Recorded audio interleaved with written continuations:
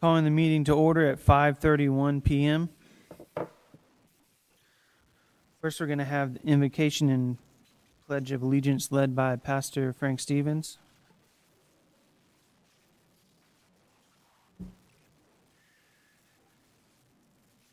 Heavenly Father, my prayer for our city of Glen Haven is for wisdom and discernment for our commissioners as they consider the business of a very busy city and a growing city. Bless them with a shared vision that heals our divisions and brings reconciliation where there's conflict and misunderstanding. Father, we're a blessed people who call this beautiful city of Glen Haven our home. Let our heart's desire be one to foster a strong community spirit in our city, encourage us to support one another and work together for the common good.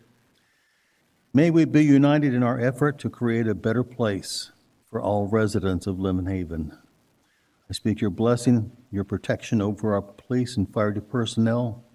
Bless our city staff for their dedication and as they faithfully serve the residents of Glen Haven. May we all work collectively to achieve a prosperous and harmonious community and bring about a positive change and a bright future for all who live in Glen Haven. I speak this in the holy name of Jesus. Amen. I pledge allegiance to the flag of the United States of America, to the republic for which it stands, one nation, under God, indivisible, liberty and justice for all.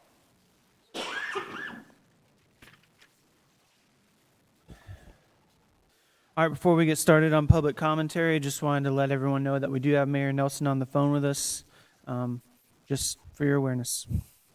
All right, so I'm going to go down the list. First, we have, for public commentary, Zach Detweiler.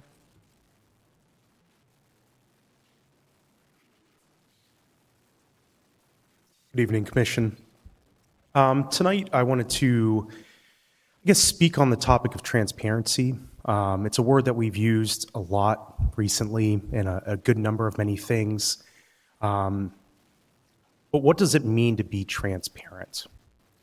It's easy enough to say that, well, we need to provide information or we need to communicate better and things like that. But transparency isn't just an action, it's a mindset. Transparency is the idea that above all else, we answer to someone higher, we answer to the community, we answer to our bosses, and because of that, we need to provide them with all the records and all the information so that they can make decisions. Because if they are in charge of us, they need the facts. Same way that the boards that give you advice need as much facts as possible, same way that the city manager from all of their department heads need information, the same way that you need information from the city manager. I always love bringing up Publix because let's be honest, it's Publix and we all love it. But Publix is ranked one of the #1 businesses, I think like 20 years running now. And it's not because they have the best chicken sub sandwiches or they make hurricane cakes or things like that, but because it's a mindset that they have. The CEO was giving an interview one time and they asked, how do you make all of your employees give such good customer service at every single one of your stores? He goes, well, it's easy. I treat my entire board like I would want my customers treated. They treat their regional managers that way. Their regional managers treat their store managers that way, and so on and so forth, down to the line, to the point that it's so ingrained in the culture of Publix to treat people like customers, that when those cashiers and employees go and talk to the customers, they know how to do it because it's just ingrained in it. If this city is ever going to trust the people who work in this hall and the people that sit up on that board, transparency has to be something that is instinctual in the next city manager, in the next people that are hired as directors, and everybody who does business in the People's Hall. It has to be something that comes from here and not just a checklist that you follow. If it's a checklist will be forgotten. You can easily turn in a bid for a non-bid that's supposed to have a document in there and you say, well, what's the big deal? I've contracted for 10 plus years running projects that get audited for the next 7 years in a row. And if you forget that one document, the person auditing in 5 years is never going to know the answer that you did because nothing was left there for it. And so it has to be instinctual because you have to have that knowledge for the people that basically hold you accountable. Thank you. Thank you. Next, we have Rich Walker.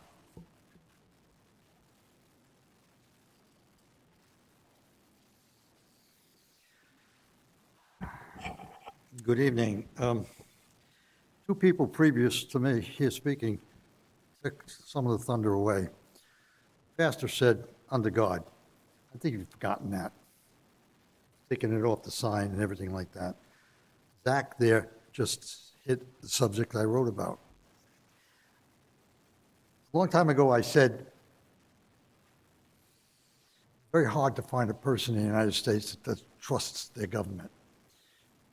It's extremely hard and difficult right now to find somebody in Lynn Haven that trusts you. You haven't earned it. You've got two directors right now that are not on board. You got 4 directors who are either lying to the public, are not transparent, or are apologizing to the public for not doing their job correctly. You've got 2,000 citizens 3 times signing a piece of paper to remove mayor. You fired the city manager.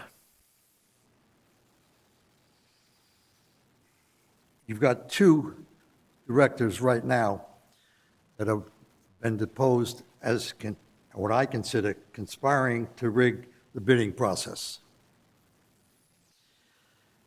You have no policy for appointing an interim city manager.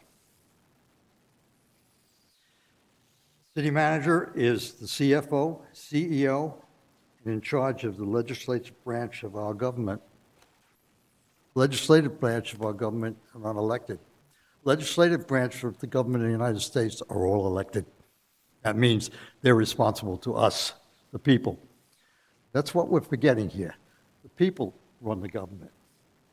In Lynn Haven, it's the people on top, commissioners in second row, the employees, directors in the third row, and the people that work in the dirt do the job. If one person runs the legislative branch, the policy, the police, the finances, and all the functions of the city, then that's what you get. In 1950, you were foretold you get a dictator. John Lynch and his merry men, Kelly, and this ran this government for a long time, and they ran it to the ground. They set the policies that you're going to do, and you're following them. They've been wrong. You have an assistant city manager. You're not using him. You went over her head. Government is by the people, for the people. You are our representatives. You are elected, and we put you there. We pay you there. All right, thank you. That's your time. And right now, we're not getting what we're paying for. Thank you.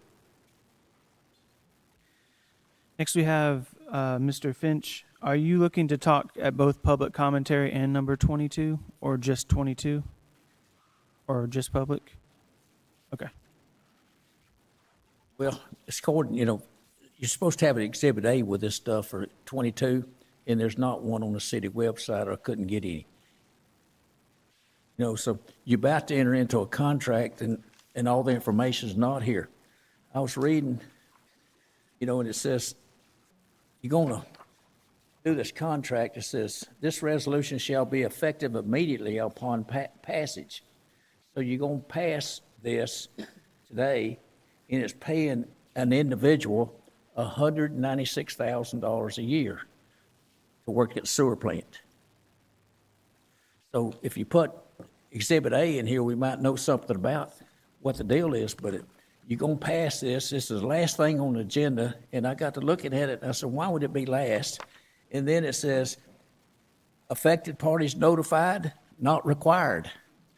Well, it affects me as a taxpayer if you're going to pay two people $393,120 a year. Or if you just pay him 40 hours without the overtime, it's $2,700 a week for a operator at the sewer plant. I bumped into Bobby coming here. He said, "We can't hire anybody." I says, "You got 220. Why don't you send some to school?" And they could have that. I believe the city manager now has one of those licenses in his pocket. Has anybody ever paid you $196,000 a year for it? But it's in here to pass. Is that true? Is it $196,000 per person? No, sir. It's not. It's $67 an hour. $67.50 an hour. And that's what 12.5%. So 67 times 40 hours is $2,700 a week. $2,700 a week. If you pay the overtime, the 56 hours, that's $1,560, which that one person would make $4,260 a week. So I'd like to see the other part of this deal here. But it's ready. The last thing on the agenda, it says, affected parties notified of meeting, not required. Advertised, it says newspaper. But it says the contract passed and adopted this day shall be effected immediately upon passage. Are these people already working at the plant? They are? Are these people, this subcontractor, working at the plant now? Want to address now, Mayor Pro Tem, or wait till the item? Yeah, we can just wait till the item. What we gonna do? Are y'all gonna answer? We'll talk about it at the time, at number 22. We'll discuss all that with the. Or we need to wait till last? It's the very Well, last I'm thing on the saying, agenda. I'll talk about, I'll ask Mr. Lightfoot and all what you asked. This is y'all's paper, not mine.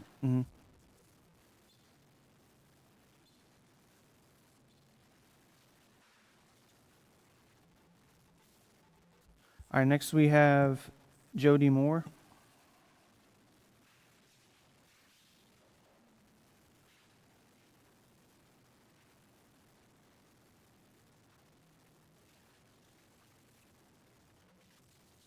I signed in last, so I don't know how I ended up moving up the list, but that's fine. I wasn't even sure I was going to say anything. But kind of going along with what James just said, and I think I've had a discussion with a couple other people. I'm not a taxpayer in Lynn Haven, but, you know, just a comment as someone from the outside. It seems to me that, you know, you all keep talking about fiscal responsibility and wanted to pull back on the finances because the city wants to tighten things up, and then there's new spending. So a comment was made to me, well, do we not want to have any fun? And I'm not saying that at all. Of course, people want to have a good time and have fun. I know that they're not doing trunk or treat. You decided not to do the Easter egg hunt. But then I saw recently some other spending that was added on. So the optics don't look good. So, you know, I'm just saying maybe instead of new spending, maybe just keep what you have and what you've already agreed to pull back on until things get a little bit better financially. So anyway, like I said, just a comment from me. I'm not saying that you should do away with all the fun. I think the Art in the Park thing has been going on for a while, and maybe there's a grant involved in that. I don't know. But like I said, some other spending's been happening, and me, just like I said, from a person on the outside, to question that. I also want to encourage, again, this commission. Please consider the people that you are putting into place in the city as employees, on boards. Be very smart about the people that you're putting in place. Because as we've seen, once you put someone in a position, you have to practically blast them out with dynamite if the city doesn't want them anymore. I mean, do we really want to go through all the angst and everything else again? So it seems to me the best thing to do is to really, in the first place, put really good people in place that you feel confident with. Try to put the best people in place to start with, and then you're not going to have a problem later on down the road. And the same thing goes for committees. Of course, these people volunteer, and I know sometimes it's hard to get the volunteers to step forward. But again, these are people making policy, and they're helping you all make decisions. So you want to have the best people. Also, just a quick comment in case I have to leave early. Regarding number 15, I think Christy is probably going to speak to this. I I know this is something that, the optics look good and it's like a feel-good kind of thing, but be very careful and cautious about the ramifications of what the support letter means and what exactly you're getting into by providing this letter of support. Thank you. Thank you.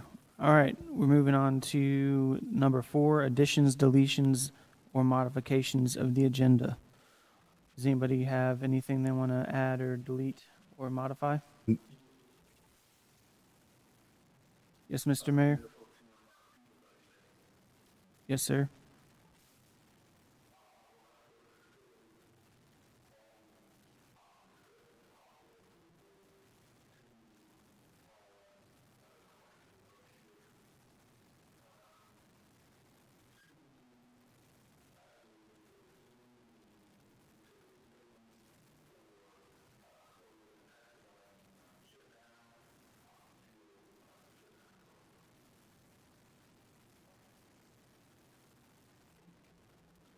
No, could you say that So- one more time? I got you, Mayor.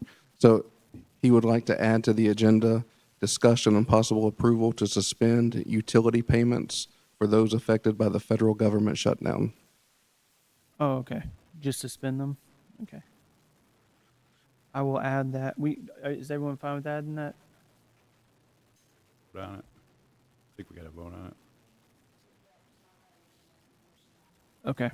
I'll second the motion.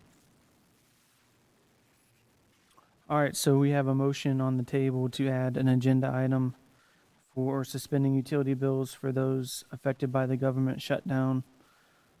Can we call the roll? Mayor Nelson? Commissioner Warwick? Yes. Commissioner Tender? Sorry. Yes. Commissioner Perno? Yes. Mayor Pro Tem Peebles? Yes, motion passed. We'll add that as number 23. And Mayor Pro Tem, also item 7A will not happen tonight. Oh, right, thank you. The Jennifer is not here, right? Yes, sir. Do we need to vote on that one? Okay. I'm gonna do my notes real quick.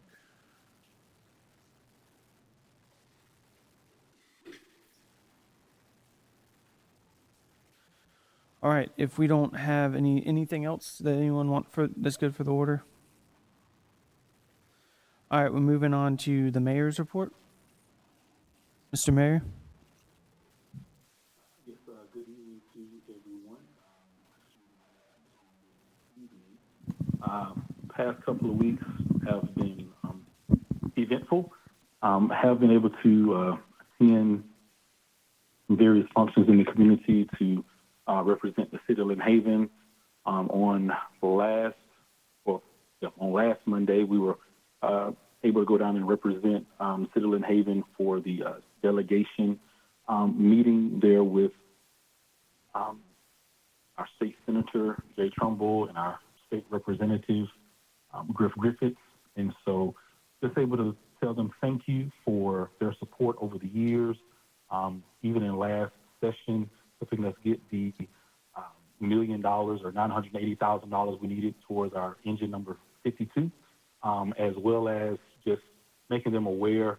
I mean, we've already been in discussions with them about our appropriations, but just bringing it to their attention again of what we're asking for in the legislative appropriations, and just, wanting to continue to just build good relationships with them as well.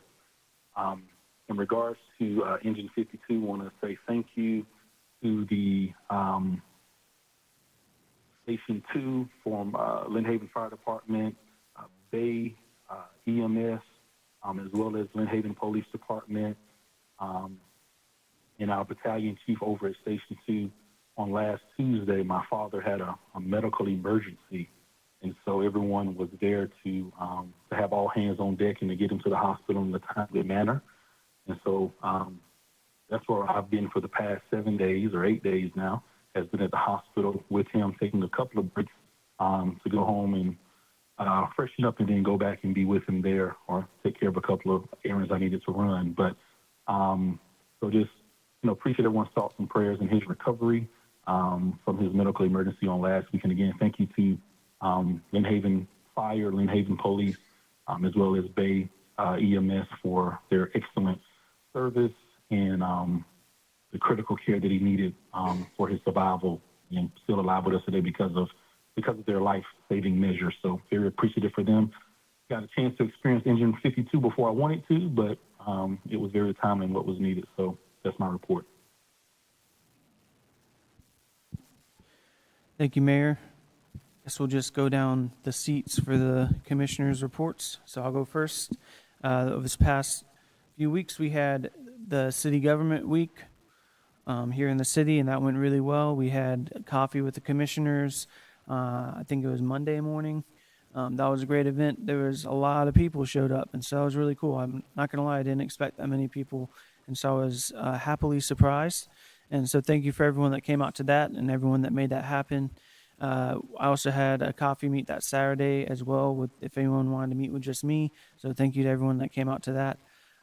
We also had, as you can see on the walls here, we had an art competition with Deer Point Elementary and Mowat Middle School, and all of us got the honor to judge these pieces of art, even though I would venture to say it, they're all better than I could actually do. So I felt kind of bad judging them because they were all better than what I could do. But they are at 4:15 today. We handed out the awards for first, second, third through fifth place. So thanks to the teachers and all the students that were involved and everyone at the City of Lynn Haven for making that happen. I also believe that today is National First Responders Day, if I got that correctly. So thank you to all the first responders out there, dispatchers as well. Thank you all for all what you do. It does not go unnoticed. Thank you for that. And then another thing I've been doing, and I'm sure we all have, is been spending some time digging into the city manager's position and the applications and all that. So thank you to head of HR back there. He's doing a great job. Thank you, sir, getting us all that stuff. And that's my report. Commissioner Perno? Thank you, Mayor Pro Tem. I'd like to echo your sentiments on National First Responders Day all the way around, and thank everybody, and thank y'all for being here. I look out in the crowd and I see the people who are being nominated for important committees in the audience, and I see people who are always here with their cares and concerns, and it means a lot to know that that you guys care enough to be here. So I too attended the Coffee with Commissioner. I think it was great. I profess that I got more out of that than I would from any email or any potential comments. When you're face to face with somebody, it means a lot. You can see their what's on their face, what their body language is, what their emotions are. It means a great deal to be one-on-one with people. The art contest was really hard to judge, as they always are, but this one particularly, I know I gave the same scores to a lot of people. So there were several ties today. So it was great work, and the families that were here was a lot more in attendance than what's here right now. So it's great to see people come out for stuff like that. I did attend the delegation meeting, but I didn't make it for the Lynn Haven presentation. I was running behind everybody getting there, probably due to 2 large golden retrievers at my house, but I'm not going to blame it on them. I attended the county commission meeting the next day, and the day after that, I attended and chaired the St. Andrews Bay, St. Joe Bay Estuary Program Policy Board meeting.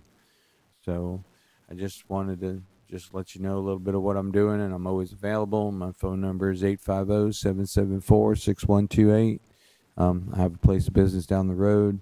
I'm always available for anybody who would like to get in touch with me. So that being said, thank you again.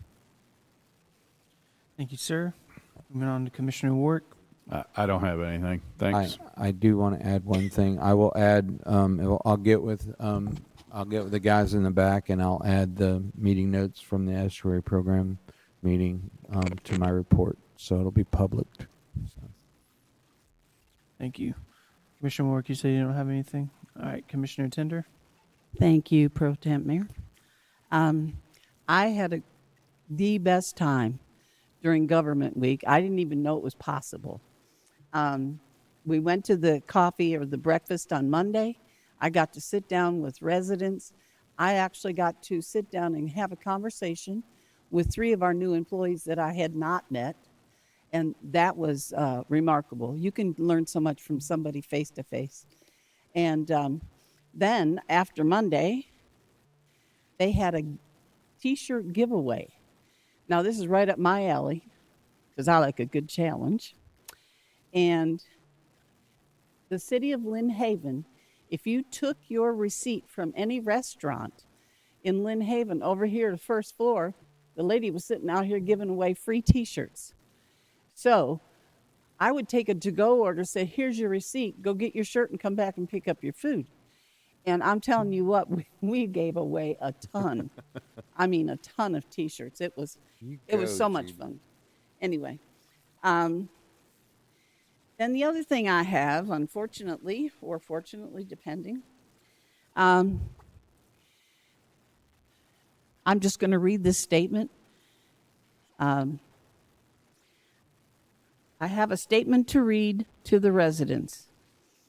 I find this incredible, while also knowing that our city has honest employees. I received a visit from an employee, and I was told the following. Thousands of dollars worth of IT equipment was brought to our police department by Sam Blake. Sam is our last IT director. In the returned items, that were stored at Mr. Blake's home were a number of drones, microphones, television sets, drills, laptops, and miscellaneous IT items. According to this employee, directors were all called and told to come to the police department and take what their departments needed. All IT equipment, like everything else, should be inventoried and marked. Any items over $5,000 should be considered fixed assets. All I kept asking myself was this. When did he decide to start storing all the equipment at his home, and why? How do we know if some equipment hasn't been sold? Has he been arrested? Did any of the commissioners know about this? And Chris, when did all this take place? Who told the department heads to come and retrieve items?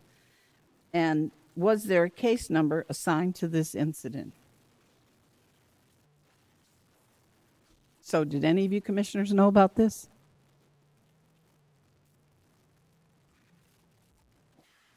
Yes, I was informed after the fact. When I had my one-on-one sit down with Mr. Lightfoot, and he explained everything, and which I'm sure he's going to explain everything in a minute. Thank you. Same. Same. You knew about it also? Yeah. I was informed one-on-one, told what happened. And I'm sure, Mr. Lightfoot will talk about it. Okay. Pat, were you told also? Yes, ma'am. Upon his, I believe Chris will explain the circumstances. So I was brought to my attention at the time that those items were being brought back. So You got the show, Chris. Yes, ma'am. As you said, the items, we had some missing items. We talked to our former IT manager. He brought some items back. Our police department did an inventory, as we talked about. The items were stored in police or in the evidence room. The police turned it over to the state's attorney's office after the investigation was completed. The state's attorney's office declined to prosecute. The police We got all the equipment back down, and we put all the tools within various departments: facilities maintenance, public works, parks, IT got IT equipment, a TV was for the gym and went to the gym. There were no items over $5,000, specifically one item, so there were no fixed asset tags on those items. And how long has Mr. Blake been gone from employment here? I would guess about 6 months, so I'd have to look back to. So he's had all of this stuff for 6 months? No, ma'am. No? No. It was returned back in August when we talked about it.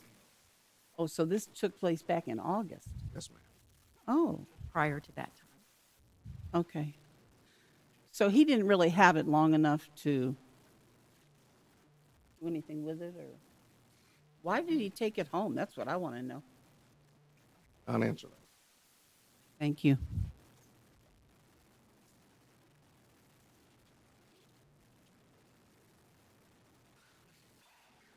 That's all? Oh, yeah, that's all. Okay. On to the interim city manager's report. So just a reminder that Halloween, the gym will close at 5 p.m.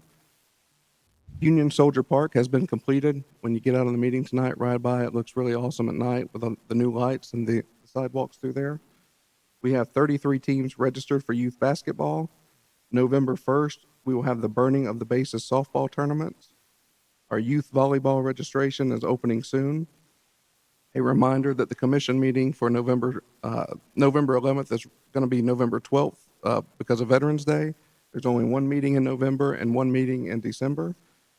Would also like to talk to the commission about possibly doing a workshop, possibly a Friday morning in December, to go over some capital projects that are outstanding, possibly some ULDC discussion, and kind of get a game plan for the beginning of the year to how we move forward with some of these things. Kind of some things have been out on the back burner for a little while, and would like to do a workshop to kind of get direction from the commission for staff. So think about that. I'll email out some possible dates and for everyone to respond to so we can kind of coordinate that. A reminder that Davis Lake drawdown begins next week. It will go through the springtime. We did receive approval from FDEM for our generator closeouts for the HMGP projects today, so we will begin the reimbursement process for that. And then back to ServPro, the September 23rd agenda, the commission approved the budget resolution to add the funds to cover the ServPro expense, as well as to ratify the invoice to ServPro. That is out on the warrant list this week. And Monday, we received notification that the first insurance check of about $190,000 has been cut, and we should be receiving that hopefully this week or next week. And then we have the finance report from Ms. Roman. Good evening. Do we have any questions about the check that were submitted? Have any questions about the checklist or the reports that were submitted? No.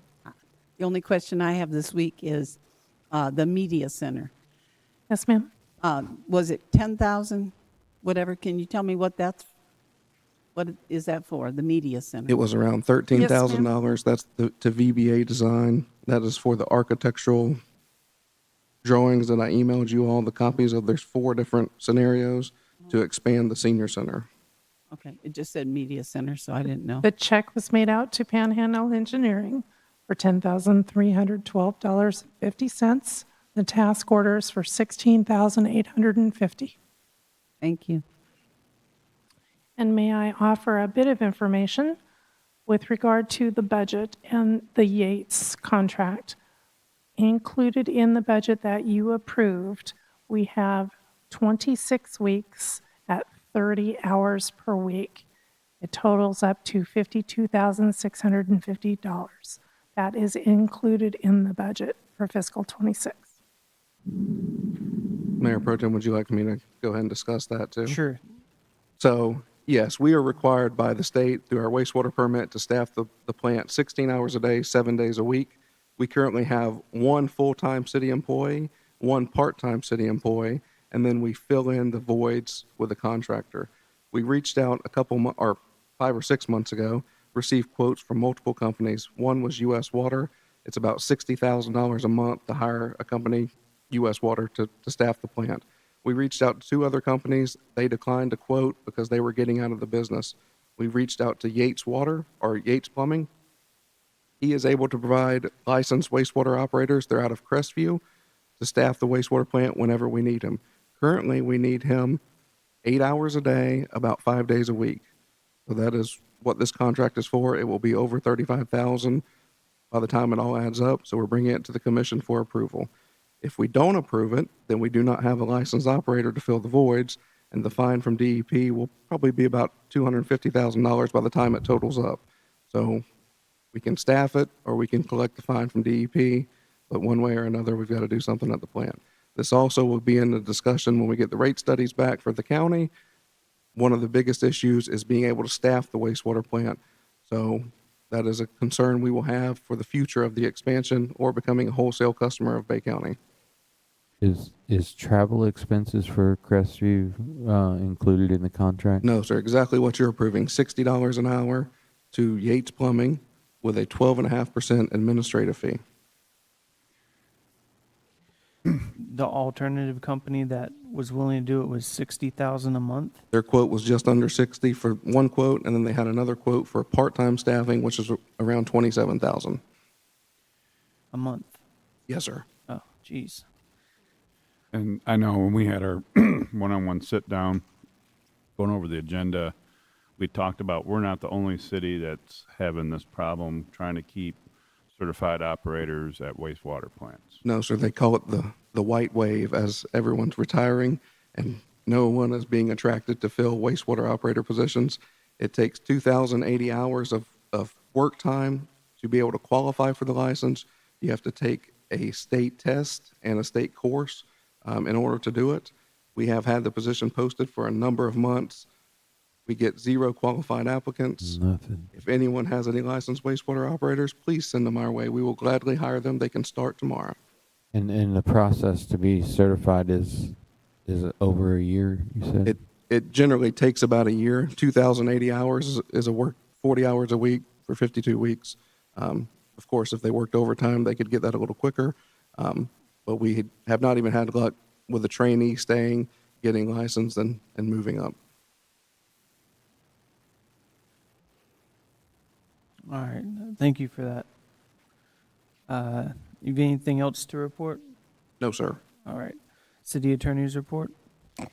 I want to point out that you have all received your applications for the city manager position, and now staff is waiting on you to tell us what to do next. Normally, you would create a short list so that staff can then start scheduling travel and interviews with those candidates. It's not on the agenda tonight, so hopefully on your next agenda, we can put it on the agenda for discussion so that you can give staff some direction.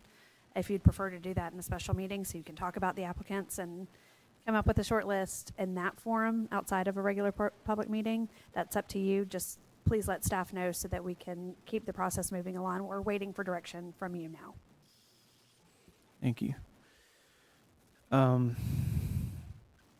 Holton also asked, remember last meeting I asked directors if they had any questions, so he tasked the directors or asked them to submit their questions by October 31st, so hopefully we'll get those questions by then. I just want the directors to be able to get their input on what they answers or questions that they'd like to ask for in case we didn't think to ask them. So anything else for the attorney? Okay. All right, moving on to the consent agenda. Before we vote on that, I would like to say thank you to all of those that volunteered to be part of the Charter Review Committee. It's a very important role, and I just want you to know that I appreciate every single one of you. Thanks for however you got appointed, whether that was one of us reached out to you or you reached out to us. Either way, thank you very much. I appreciate it. All right, is there a motion for the consent agenda? Motion to approve. Second. All right, motion to approved by Commissioner Wark and seconded by Commissioner Perno. Any further discussion? All right, Mr. Lightfoot, could you call the roll? Commissioner Wark, Yes. Commissioner Perno, Yes. Commissioner Tender, Yes. Mayor Pro Tem Peebles, Yes. Mayor Nelson. All right, motion passed. Moving on to old business, discussion and possible approval of resolution 2025-10-479R, approving the purchase of a side loader garbage truck. Yes, sir. I had a typo in the quote that I provided for the resolution for the last meeting. So what you all approved was 408,000. When we went to put the requisition in, it was discovered it should have been for 418,000. So that's why the resolution number has the R behind it. It's just reapproving the resolution from the last meeting. And sorry, I'll read the resolution. A resolution of the City of Lynn Haven, Florida, approving the purchase of a Labrie Atomizer Peterbilt side loader garbage truck from Environmental Products Group in the amount of $418,740.81. All right, do we have a motion for this? Motion to approve. Second. Motion to approve by Commissioner Wark, seconded by Commissioner Perno. Any public commentary? All right, any further discussion from the commission? All right, my question is, this is just because there's a typo is already in the budget, right? Yes, sir. It's in the sanitation budget. All right, thanks. Could you please call the roll? Commissioner Wark, Yes. Commissioner Perno, Yes. Commissioner Tender, Yes. Mayor Pro Tem Peebles, Yes. Mayor Nelson.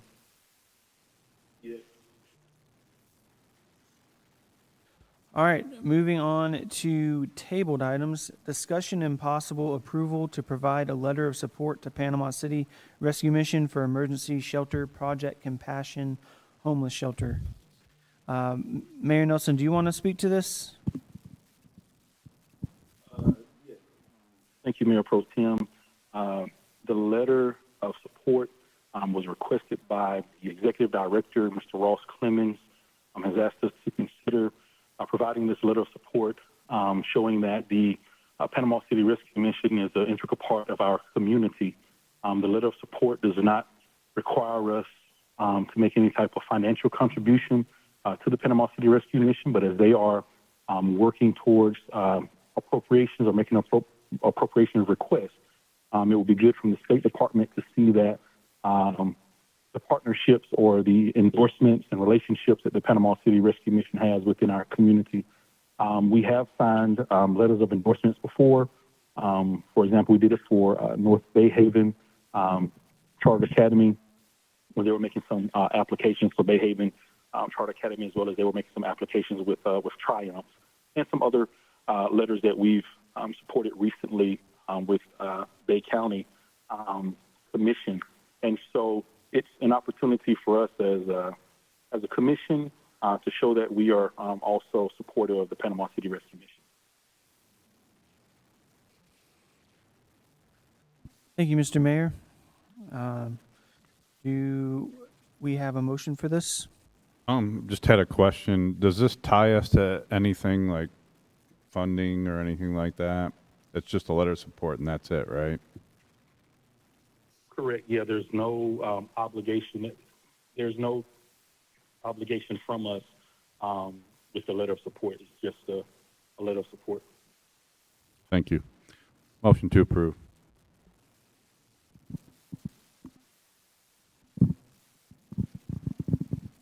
Second. All right, I got a motion to approve from Commissioner Wark. I got a second from Commissioner Perno. Is there any public commentary? I've got one in the back.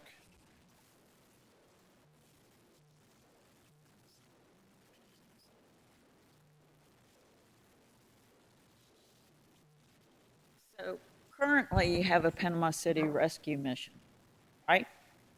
Do y'all know how many that houses? Maybe the mayor can answer that question. How many people, male and female, does the current rescue mission house? You said how many people does the current Panama City Rescue Mission house, male and female? Correct. Okay. Well, with the Panama City Rescue Mission infrastructure, they do not house women and men at the same place. So women are housed at Bethel Village. Correct. I believe that's on 11th Street.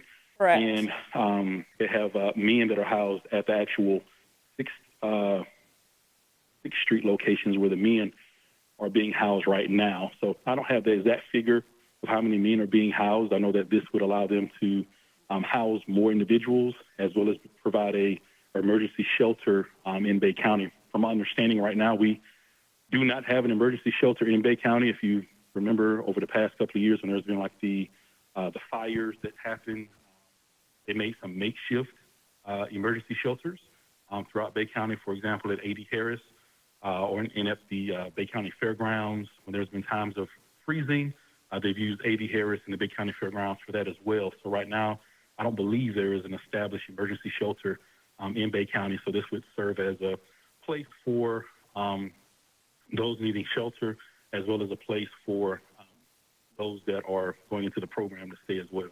Okay. My understanding is the current Panama City Rescue Mission, both men and females, separate, already house 85 people. You're asking for an additional 43 for men and 10 for ladies. Now, what I don't understand is the numbers that you're asking for.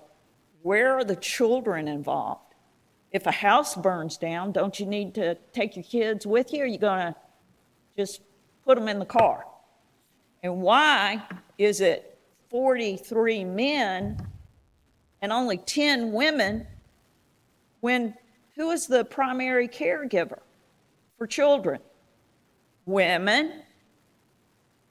This is not an appropriate ask for this city commission. If you're building an emergency facility, you need to come in here and tell everyone exactly what you're going to be doing. I've seen this before when they tried to ship the rescue mission over to Gulf County. And we said, no, thank you. So if this is a way to grow your business and you're not being transparent, and you have people right now that aren't going to be getting their SNAP benefits, that probably have houses, but need extra help just to make it through this shutdown, I can't even begin to imagine you taking on more. You're not taking care of the people that need to be taken care of that probably have housing. So instead of creating more situation, why don't you think about what the community's doing to help these single moms that may not be getting SNAP program? Any further public commentary? Johnny Bashir, 811 Louisiana Avenue. I know this is a feel-good resolution, and it seems easy on top when you first look at it, and I know there is a need for shelter for homeless people within our county. I spoke with some of the or at least one of the elected officials of Panama City in the past week, and the rescue mission has submitted the same letter pretty much to them for them to approve or to support, and the city of Panama City at that point had taken no action on that letter. I think for us to take action on a letter like this ahead of the city that the facility is located in would be premature. I think we should wait and see if Panama City supports this action before Lynn Haven says, yeah, let's support something in Panama City that maybe Panama City doesn't fully support in its current form. I just think we're ahead of the game on this, and maybe we should wait and see what Panama City does first. Thank you.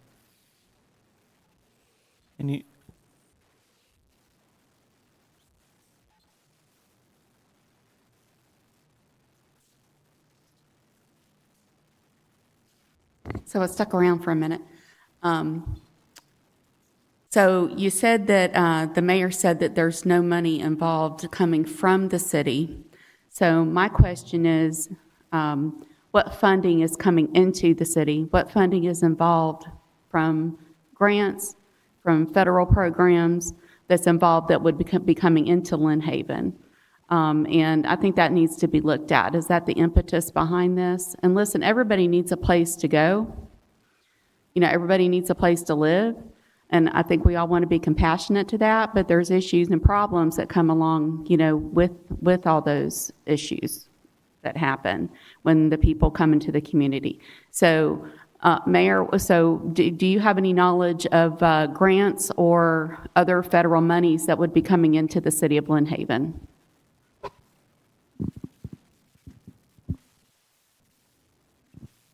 Can you relay that question to me again?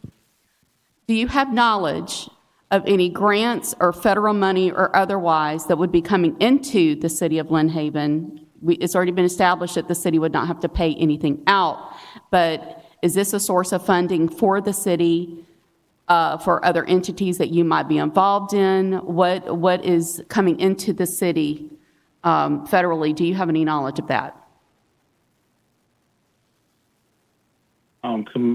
Mayor Pro Tem Peebles, could you relate that question to me? I believe Mr. Lightfoot? I believe the question is if there's any federal funding coming to us or any type of grants coming to the city of Lynn Haven. I'm not sure what the exact relation is to this. I can answer the question of how this is being paid for. It's in the packet that they gave to us. It's if this was to get approved, it would be from the state of Florida through the state of Florida legislature. So the state of Florida would be covering it. Okay, well, that's the state of Florida. Yeah. So, I mean, anytime you talk about people who need benefits, if they need, like Christy referenced, if they need SNAP benefits, if they need housing, you know, et cetera, people, it takes money for these things to happen. I'm assuming even the rescue mission gets some grants and federal money. So I'm wondering, what does that mean for Lynn Haven? If this is passed, is there any money? Okay, and you talked about the state. How much is involved with that? I apologize, I didn't read that. Is there a figure?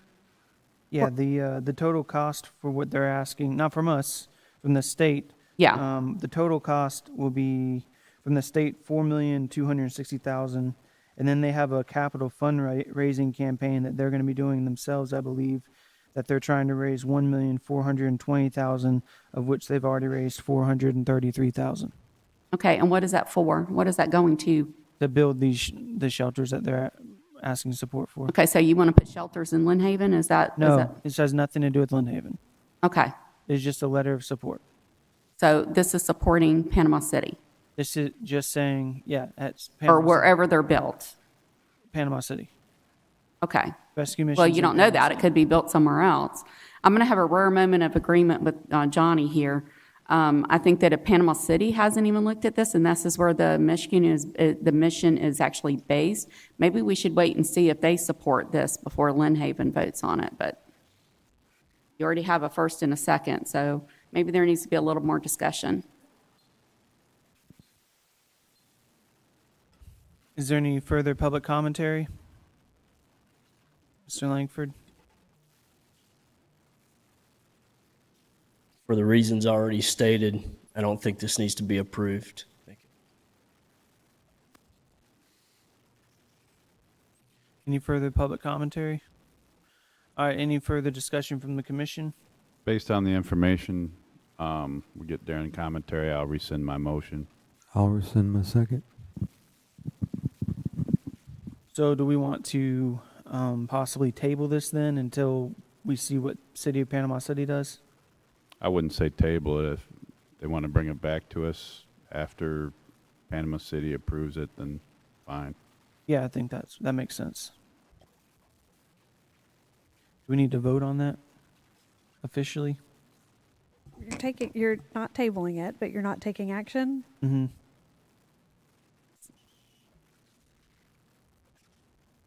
I would make a motion to defer it for later then. Right. Okay. I'll make a motion to defer it until Panama City votes on it. I'll second that motion. All right. We have a motion on the table by Commissioner Warwick to defer it until there's action from Panama City. Got a second from Commissioner Perno. Any further discussion from the commission?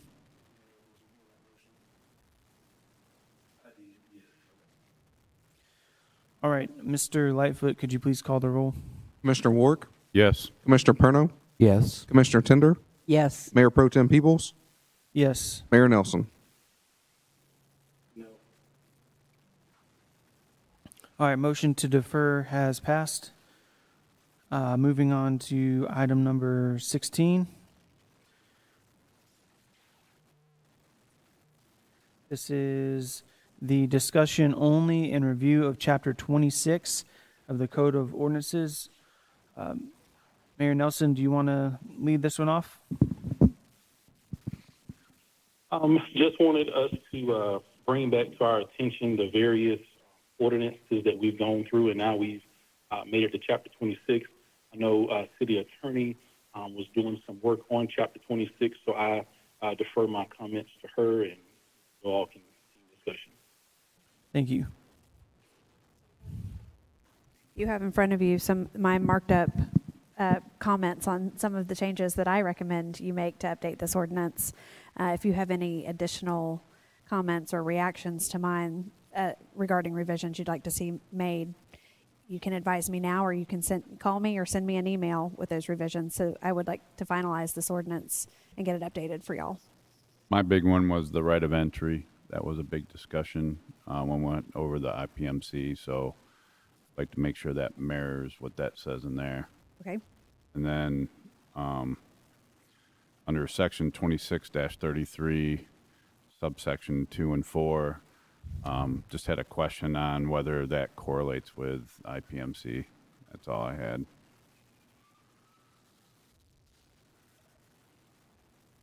Okay. All right.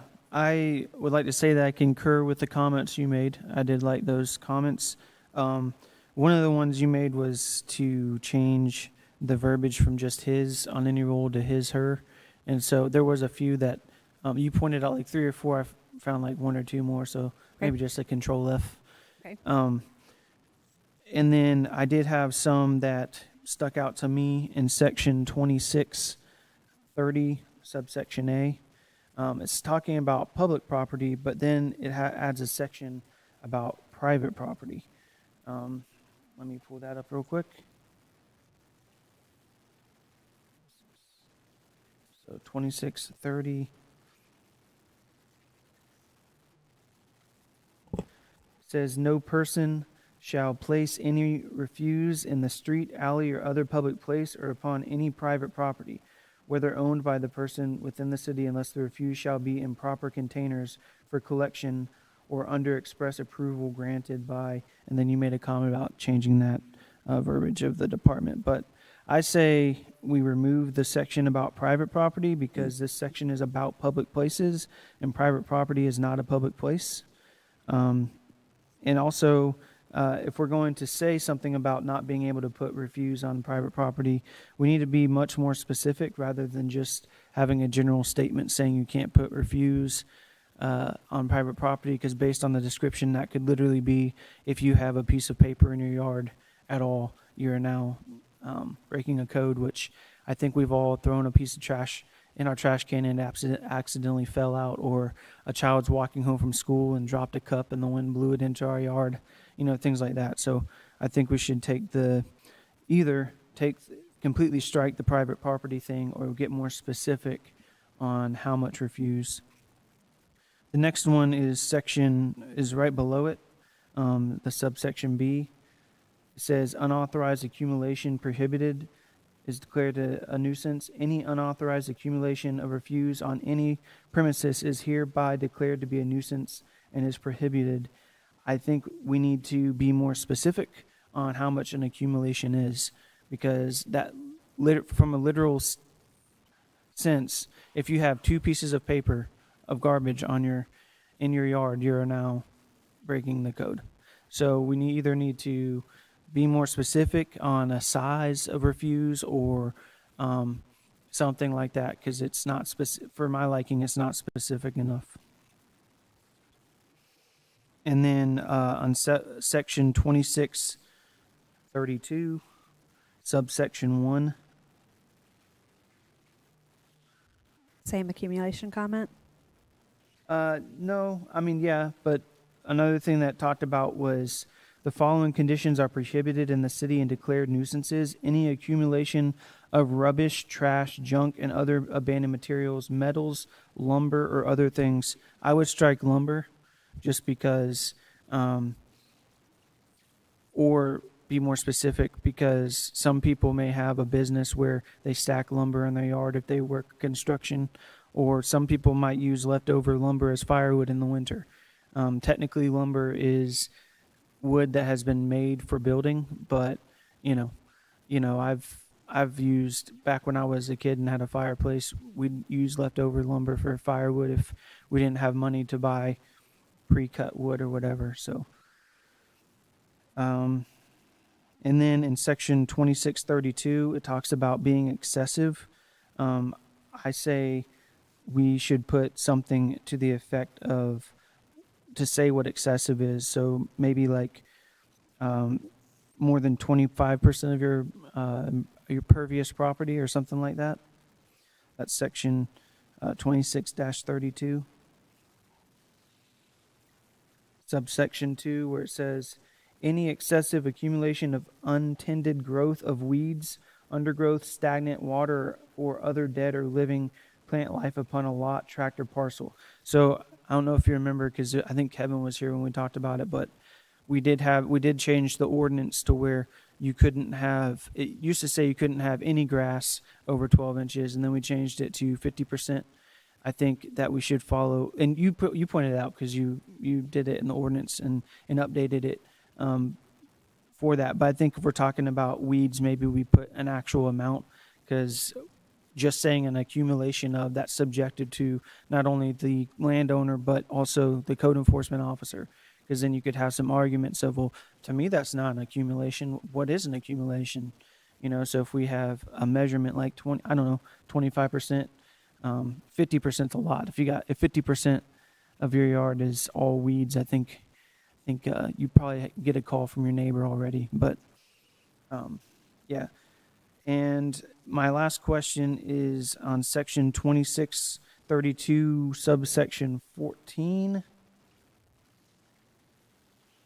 It's a very long thing talking about flea markets and stuff, but the way that this reads, when it says at the very bottom, it talks about rummage, garage, and yard sales, or owned by the occupant of the premises for which a license has been obtained from the city, and upon such premises no prior similar activity has occurred within the past 12 successive calendar months. Am I reading that correctly, that you can only have one yard sale per year?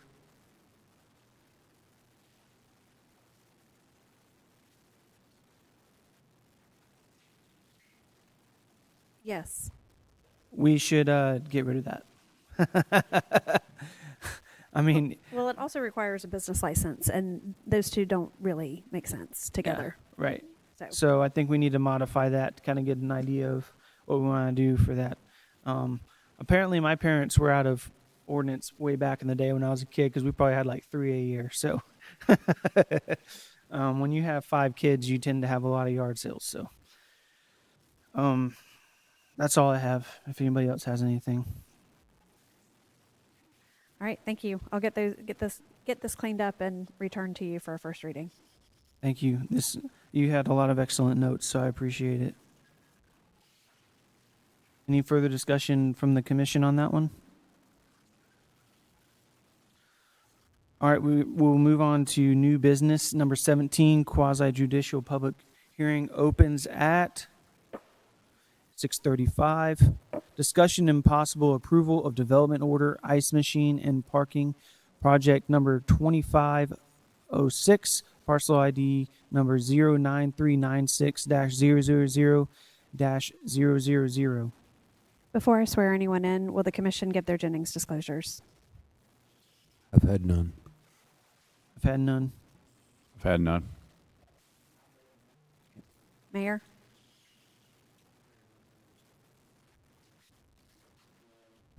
All right. Will anyone who will be giving testimony in this hearing please stand and be sworn? Do you swear or affirm the testimony you'll give tonight is the truth and nothing but the truth? Thank you. Thank you. Good evening, everyone. First up on the agenda here is Project 2506. This is for development order approval to construct a self-serve ice machine with associated off-street parking on a 0.14 acre vacant parcel of land. This is located at 601 Ohio Avenue, and this is at the corner of Ohio and 6th Street. So this designation is a commercial future land use designation. It is in the CRA. And access, I know this was a question that came up before, was at other meetings, was where was the access going to be? And the access is going to be off of 6th Street. And I do have, this is the commercial land use map, and then this is the site plan. This shows the location of the ice machine towards the rear of the property. It will have 5 off-street parking spaces, and then access onto 6th Street. If you have any other questions, please let me know. Have any questions? Is it covered? Will it have a roof? Yes. So I do have this building. I apologize. It's a little difficult to see, but it is just this.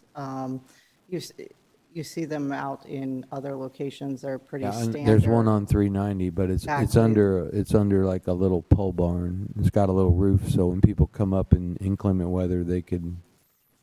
Exactly. I am not aware of this being covered at this time. It's hard to see in that photo, Yeah. but on your screen there, you can see it's got a little awning over the area, The whole thing is not completely covered. just where you can stand in the shade, getting. I was just thinking about, bad weather, people still get ice, so, the one on 390 is pretty cool. I've been there several times.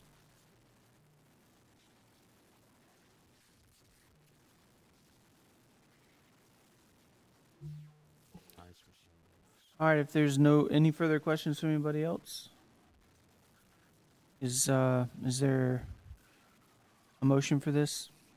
Motion to approve. I'll second for cheap ice. All right, as a motion by Commissioner Warwick, seconded by Commissioner Perno. Is there any public commentary? Mr. Scray? Good evening. I will reluctantly take this next 3 minutes to talk about zoning. In April, we voted on a non-binding referendum for zoning, of which the city did absolutely nothing to educate the public about. In previous elections, when there was charter amendments, there was minimal effort, but there was effort made by the city to share out that information. To my knowledge, there was maybe one other person in the city that had put any effort into educating the public in a widespread manner regarding these non-binding referendums, and primarily that was for the libraries. The zoning referendum failed, so now the commission, feeling politically bound by a non-binding resolution, will not pursue zoning.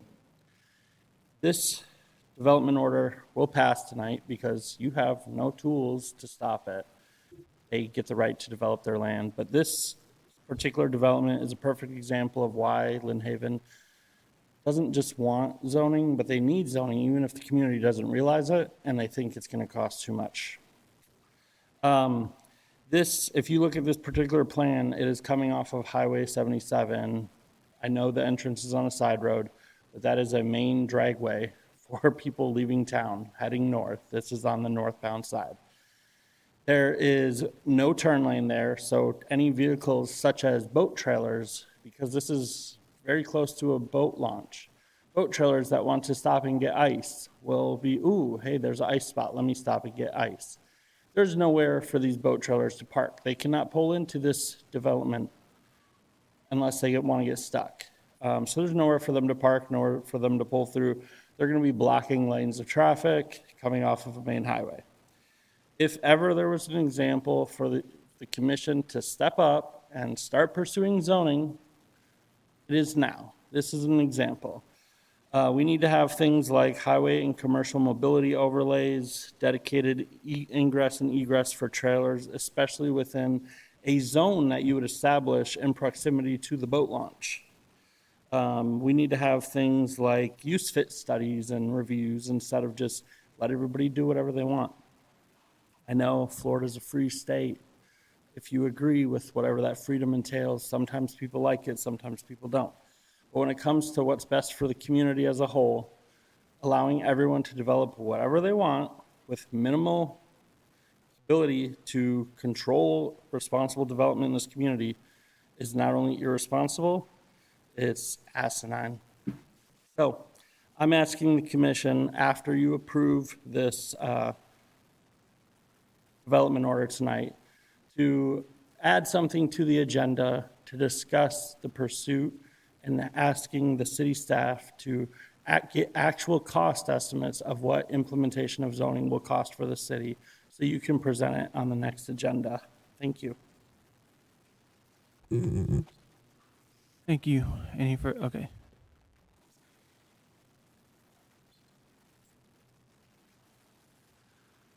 Hello, my name is Sean McNeil, McNeil Carroll Engineering, 475 Harrison Avenue, Panama City, Florida. Just didn't want to be presumptive in your deliberations that y'all are going to approve this. So if you have any questions regarding this development order, I'd be happy to address. So, assume not. My question was about the awning in the front, like access. I don't understand. My question was about an awning overhanging what the actual where you pay and get the ice. Is there going to be a roof covering it? No, sir. It's what you saw. It's open air? Yes, sir. Okay. Any further questions? I have a question, but not necessarily for you. Do we still have the ice machine at Porter Park? Yes, ma'am. The gentleman mentioned boats would have a hard time egress. Would there be egress from, it's, I guess, 6th Street, right? 6th Street. 6th. Would yeah. Would you be able to circle around in there? We have elongated parking spaces, 40 feet long, so they could park a boat and trailer. 3-point turn if there's vehicles in there parked next to them. But there should be some maneuverability. Obviously, trailering vehicles is more difficult to travel. Yes. I just figured we'd address it since you brought it up. So. Okay. Thank you. Y'all have a good night. Thank you. Mr. Detweiler.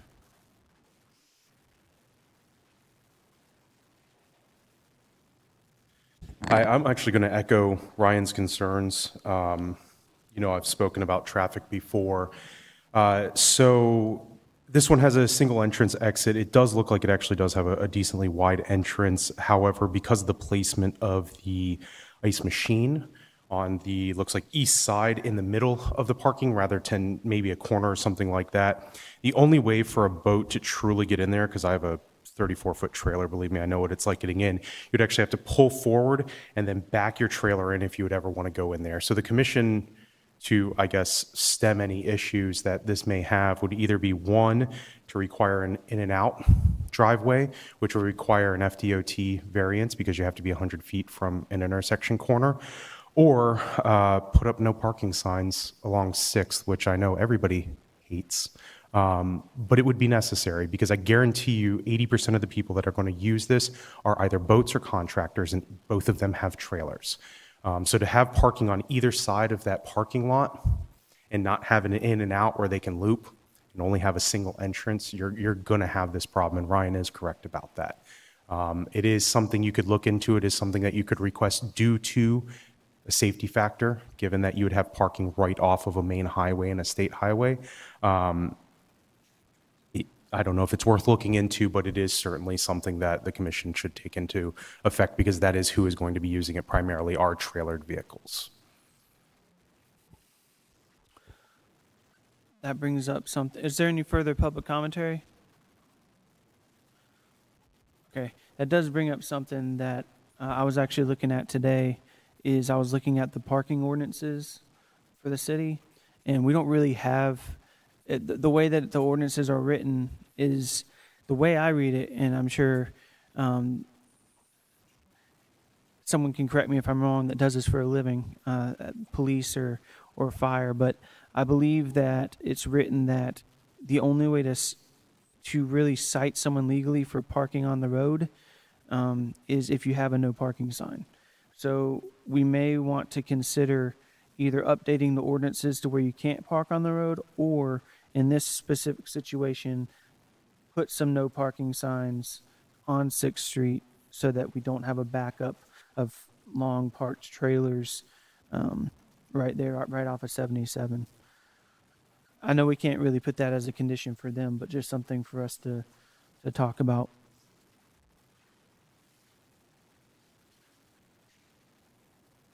All right, we have a motion on the floor. Is there any discussion, any more discussion from the commission?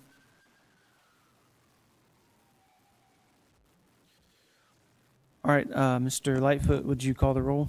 Commissioner Wark? Yes. Commissioner Perno? Yes. Commissioner Tender? No. Mayor Pro Tem Peebles? Yes. Mayor Nelson?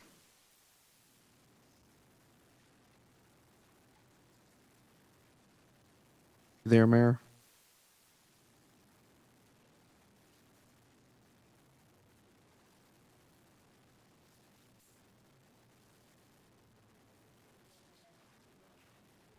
All right, she said we can record no vote.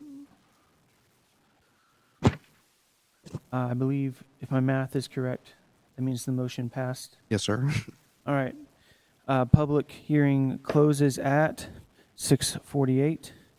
All right, we've got number 18, which is discussion and another quasi-judicial public hearing, opens up at 6:48. Discussion and possible approval of development order Ace Hardware expansion project number 25-7, parcel ID 092680000000. Again, before I swear anyone in, if the commission will give their Jennings disclosures on this matter. I've had none. None. Had none. Had none. Mayor, your disclosure for this item?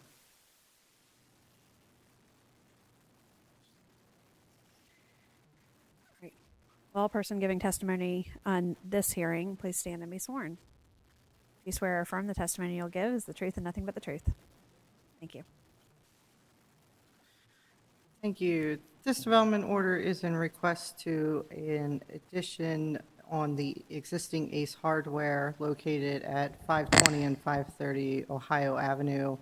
It also includes stormwater and parking improvements at 527 Florida Avenue. So it actually involves 3 parcels, and it is this existing block of area that is for Ace Hardware.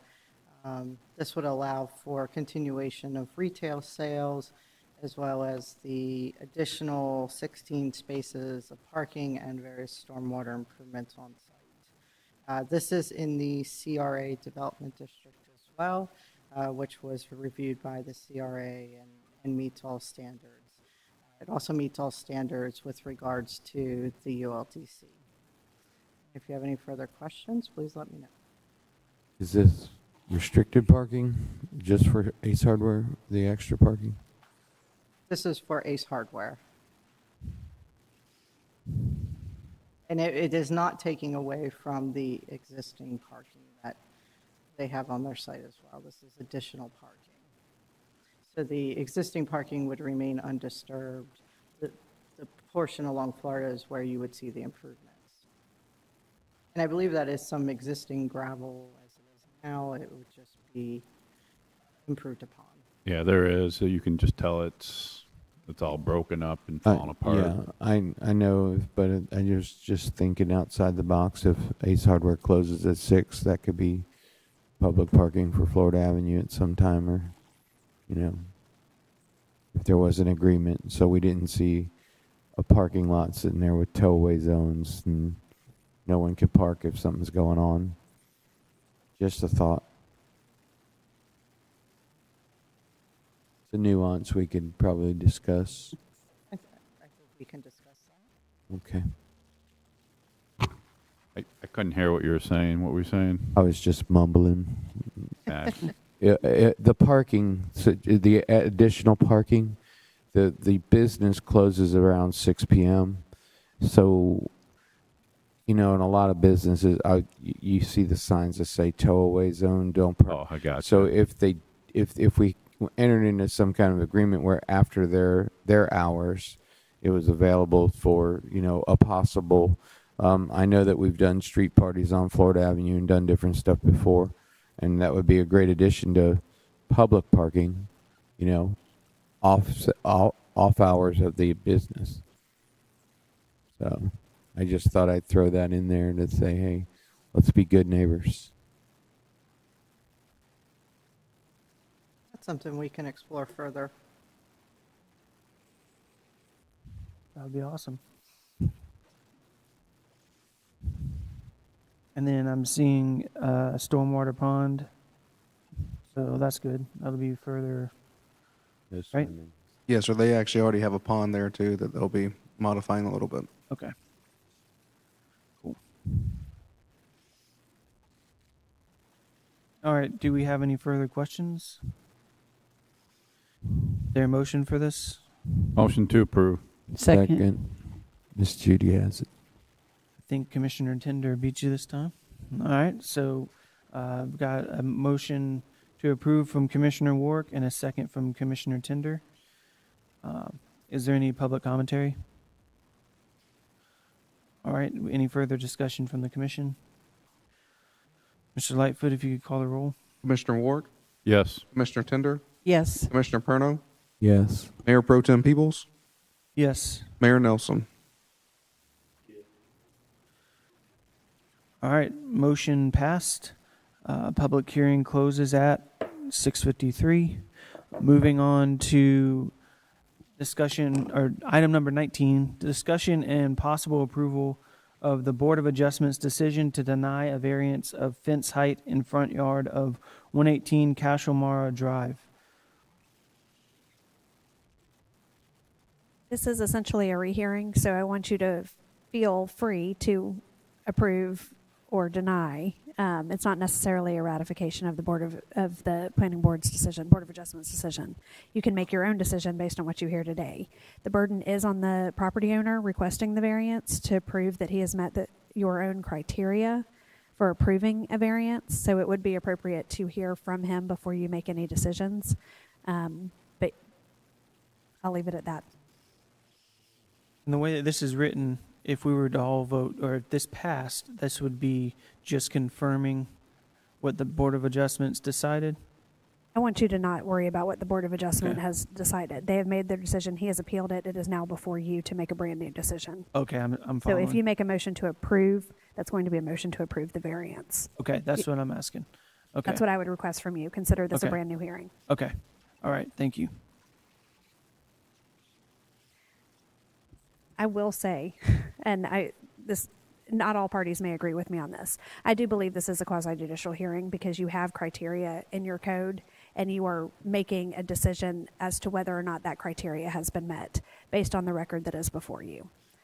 So if you want me to formally swear people in, I am happy to do that. If you do not, that's fine. If you have Jennings disclosures to make, that gives more formality to these hearings and eliminates any prejudice that might be implied if there were to be further challenges to this decision. So I would encourage you to make those Jennings disclosures at the very least and to make your decision based on the record before you. I will also note that your planning director has submitted a robust agenda package for you to consider that makes up an initial and preliminary record for this hearing. I would like to disclose that I have communicated with the homeowner by email and in person at the Coffee with Commissioners. I will say that I can't remember if I've responded via email or not. I think I may have, so I'll say yes just to be safe. But outside of that, property owner, yeah. Same thing, responded to an email, property owner, and I know we talked about it, one of these meetings, and that was about it. I have responded to emails. I have driven by there on numerous occasions. That's it. Do I need to like formally open up the public hearing? That would not be inappropriate. Okay. Public hearing for quasi-judicial hearing opened at 6:56. Mayor Nelson, do you have a Genesis statement on this item?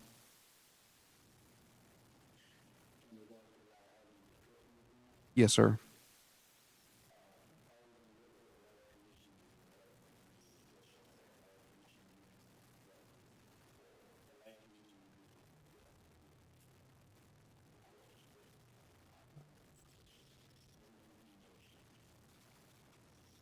Okay. Well, all persons who plan to give testimony tonight stand and be sworn. No, it does not require the public, but the applicant and anyone else who will be speaking on your behalf, I would request it. Just stand and be sworn. Do you swear or affirm that the testimony you'll give tonight is the truth and nothing but the truth? Thank you. Thank you. So, per our ULDC requirements, fences, hedges, walls cannot be more than 4 feet in height in the front yard, and we do allow for 8 feet inside and rear yards. So the property here at 118 Cashel Mara Drive was seeking to construct a fence along the eastern side of their property, which would go into the front yard. And as you can see from the packet material that we provided you, the applicant or the property owner wished to continue that fence and sought a variance that went before the Board of Adjustment on September 18th. That decision was denied for the variance request, so that is why this is before you tonight on appeal. And I will certainly let the homeowner speak more to that. But I did provide you with the packet of information that was provided to the BOA, as well as our draft minutes and just a summary report that I provided as well. So I will answer any questions for you, but I certainly want the homeowners to have the opportunity to speak on behalf of their request. I have a question. So based on when the initial request for variance was made, has there been any major changes of anything since the packet was submitted for the appeal or anything like that? Because if I remember properly, it was submitted in like September. So there's a chance that something may have changed since then. We have not received any additional information other than the request for the appeal. Okay.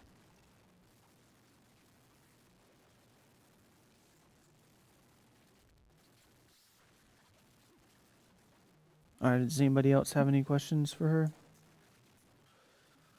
All right, property owners, any, oh, go ahead. Is this just the east side 8 foot, like symmetrically? Would it go across the back as well? I was just wondering, because I know, I mean, right. So I know some fences taper down, you know, but I understand, I get the total reason why on the east side he wants 8 foot, but I don't, on the other side, there's a house. I mean, is that going to be tapered down? It's not going to be 8 foot all the way around, is it? So the application presented was to request relief of the 4 foot height requirement to allow for 8 feet to match that which is allowed inside and rear yards. They do have a fence. So the hearing at the BOA focused on only the east side. Okay, so we're talking about the east side. But the application does not specifically state only that side. They were requesting relief for the front yard. So in theory, that could go against the entire front yard along Cashel Mara all the way to the house where essentially their fence connects now. So in theory, it could go on both sides and along the front of the road. We'll let the homeowner explain his intentions then. I think the homeowner would be willing to explain his intentions if I had to speak on his behalf just now. But that is certainly something he should discuss, or she. I have a question also. Are you? I had a question. Would it be against the law for them to put up 10-foot bushes in front of that area instead of a fence? So And cover all the cameras that follow you around? So we did mention that while you cannot do a full hedge wall, you can have plantings. We did make a suggestion of, when we spoke to the property owner about possibly adding plantings and staggering those. We even mentioned if they wanted to continue with a 4-foot high fence and then add the plantings in addition, that is also an option. And then they also have the right to seek this appeal, so. And then my other question is this. If they put up, let's say they put up hedges, let's say they put up a 4-foot fence, and the hedges or the whatever, shrubbery, goes to 8 foot, is there anything stopping the person on the other side of that fence from moving his camera up 4 more feet? I can't speak On to his what own another property. property owner can do. That would involve any legal issues. So he could or he can't? I would say that's a legal question. Okay. No, I don't believe he would be prohibited from relocating his So cameras he if could he just chose keep to. rising it up every time they built something there. I'm going to keep my mouth shut.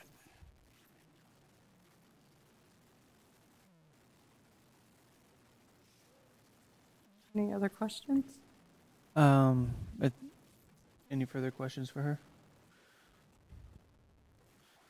All right, Mr. Cruz, is that, you want to speak to this?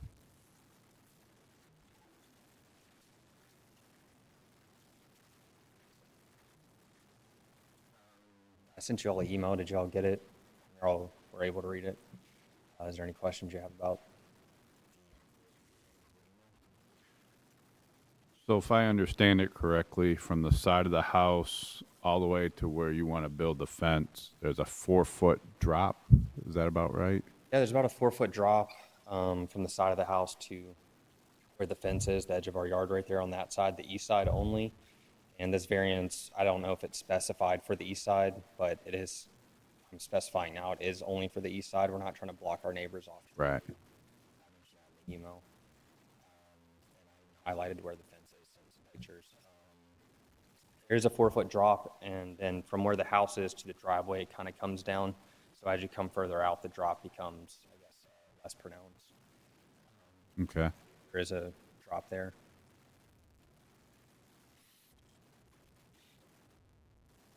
Mayor Pro Tem, I have another question, if I may.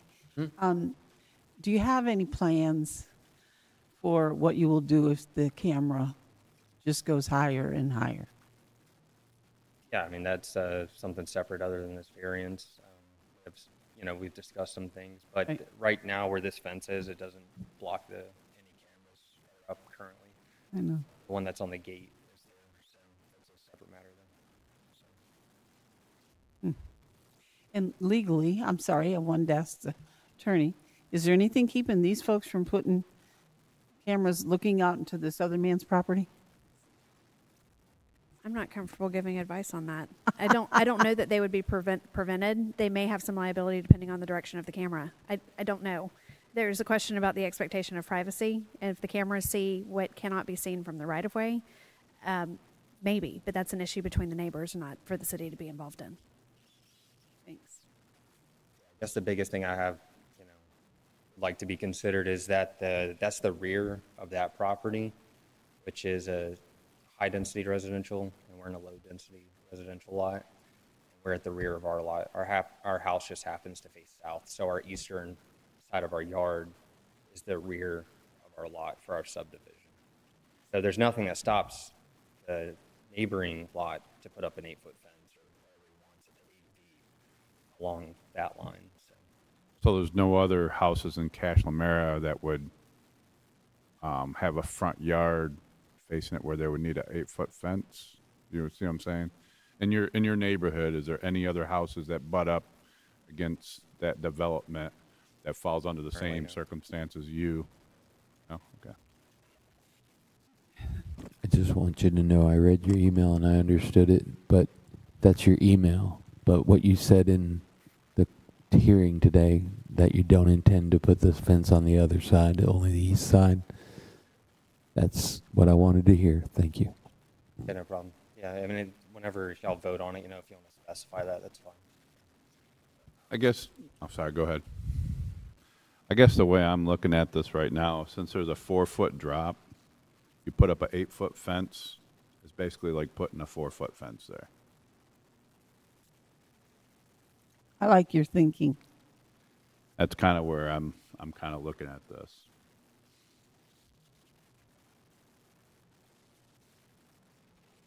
Do you want to put up a 12-foot fence?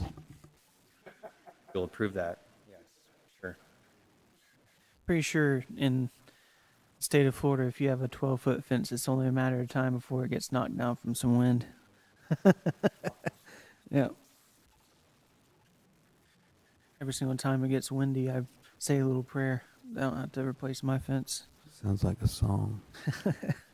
I mean, do you guys disagree with what I'm saying? That it's kind of like you're putting up a 4-foot fence with a 4-foot drop off. I agree. And but I just don't know about, fence heights and what's sustainable, wind load and all that kind of stuff like Commissioner Peebles just said. Yeah, so I guess really the only thing I wanted to add is reading the minutes of the Board of Adjustments, their meeting. I agree with them that based on our requirements, that it doesn't technically meet all the requirements for a variance. That being said, we have the ability to grant an appeal. So that's really up to us. But I just want to point out that if I was on the board of the board, I probably would have voted the same way they did, based on the documentation presented. But they do have the legal right to appeal, which they're doing, and I absolutely have no problem with that. I just want to say on record for those that are on the board that I hear you. Right. I understand where you're coming from. They're doing their job right. Yeah, and you did your job. So, yeah. I think it's a little bit different with us because we can grant it, but we better have good justification for it.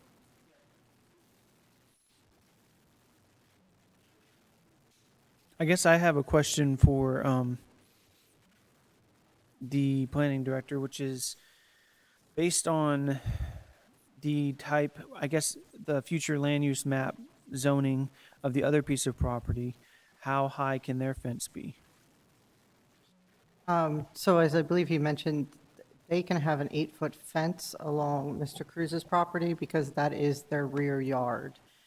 So because of how Cash Elmira comes into the cul-de-sac, Mr. Cruz is at the end of that cul-de-sac. So his side yard faces the rear yard of that other property. And not that Mr. Cruz can't have an 8-foot fence in his side yard. The question became where the front yard and the side yard stop and start. So what the Cruzes are asking for is to continue that side yard height into the front yard. Okay, thank you. That kind of is important to me too, is that the property right next to them, if they wanted to, could do an 8-foot fence. But just because of the way that the land... I'm trying to remember what the code says. I don't have it memorized in my head, but I want to say 8 foot is the tallest you can put. Is it? Okay, thank you. Can I make one more comment? I do go out there quite often. As a matter of fact, I drove out there last weekend. There was another older couple out there. They've been following this also. And we were just chatting, of course. But I had a lady, she had to have been in her late 70s, saying, I am so tired of this camera following me walking my dog.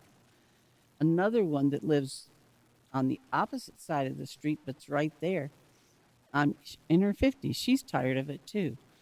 I just feel like this could help more than just this family. Unless he wants to keep building, and by God, I'd keep building too, if he does. The only suggestion I would make, if this gets approved tonight, is just make sure, because based on that letter that we received in there, make sure that where you end the fence, that you end it in the right spot. That doesn't go over into the other property, you know what I'm saying? You know, all the way where it goes towards the street and the gate. Yeah, area. or in the easement, right? Easement. Yeah. Yeah, I think city manager, I think I was privy to the What's the conversation. max he can go?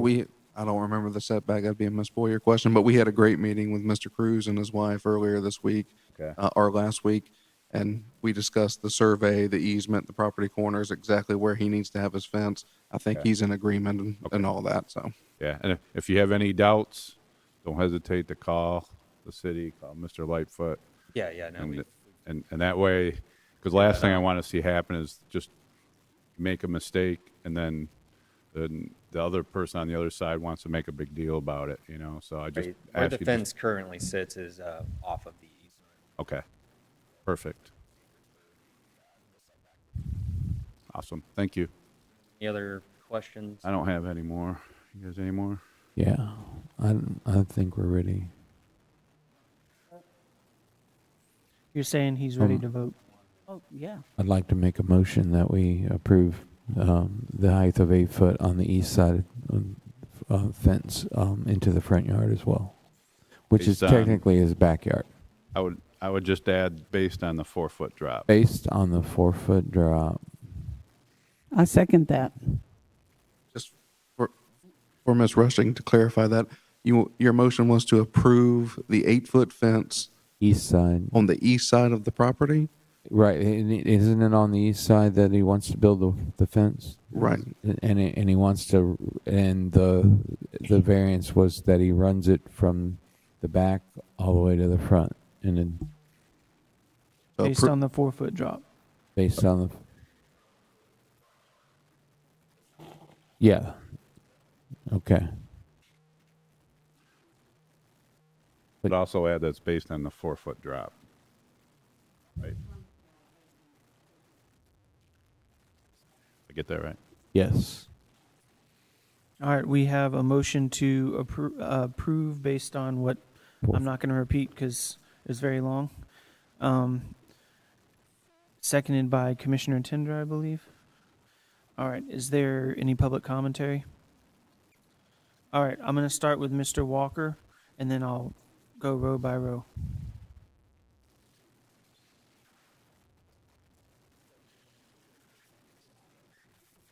Excellent decision. Thank you for thinking of the citizen and his privacy. We were trained always to come up with an alternate. No matter what you do here, he's going to do something different. And that's what I'm worried about. But this is good. The board did not listen to any of that information that you just known. I was there. I didn't like the way they treated citizens. You guys, ladies and gentlemen, have made it correct. All right, I believe Mr. Detweiler is next, and then we'll continue down the rows. Good evening. I agree with the variance in its intent. I think there's a couple ways to skin a cat, to kind of use that euphemism.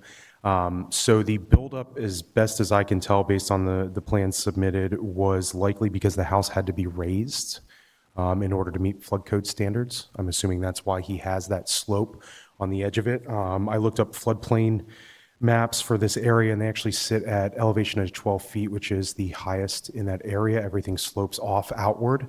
So technically, the property which they're being videotaped from is at the standard elevation, and his house was raised in order to do that. So also allowing for extra fill dirt to be brought in closer to that property line wouldn't actually cause a runoff issue because it wouldn't impede anyone's ability for that water to drain into any drainage systems. So if it does become an issue, a 6-foot standard fence, if that property depth was raised, could be another solution because it would provide a much higher fence.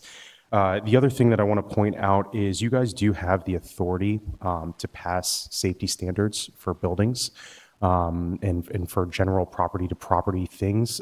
For instance, there's been cities in which I've lived in where it's illegal to have a spotlight, you know, those safety spotlights and stuff like that, shining directly into someone's backyard. Causes a nuisance. You could take up the type of ordinance that would allow that if a property owner believes that a camera is largely more focused on their property than the property in which it is supposed to be keeping safe, that could be brought as an appeal in front of the board, or it could just be made outright, you know, a safety ordinance, and that would give you protections to be able to, in the future, deal with these types of issues. So that's just 2 suggestions I have. Thank you. Anyone? Okay, Mr. Langford. Yeah, it's a good process. I mean, we got denied essentially and appealed it. I think the process is working great. I would ask, I heard some hypothetical, well, if this happens, then that happens. I would kind of discourage you guys making a decision based on hypotheticals of what could or may not happen after this fence is built. But I think it really brings up 2 things that need to be considered. Number one is with our current code, the way it's written. And I bring this up because there's a similar situation over on, not with the cameras, but the fence, the side yard and backyard. So our code, obviously, you know, when it's in the front of your house, right, it's got to be 4 feet. But over on 12th Street, 12th in Arkansas, okay, they just built a new house over there. The house is it's on a corner lot. It's facing 12th Street, all right? On Arkansas, if you turn down Arkansas, the first house on the left there is facing Arkansas, okay? So the house on 12th Street that's facing 12th Street, their rear yard is basically Arkansas's, a portion of it is Arkansas's side yard. So you would essentially have the same issue. So where I'm going with that is possibly looking at the code to say, to define that someone's side yard, if it's their neighbor's or the adjacent property's rear yard, there may be some alleviation from that. So we don't have the same issue going forward. The other is the voyeurism stuff, concerns or whatever. That's a separate thing that, you know, could be addressed at a different item. But thank you. Thanks. Anyone on the next row? All right, ma'am.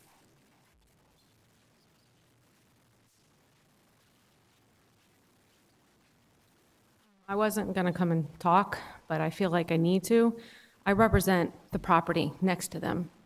Finally, I want to speak because this is getting a little out of hand.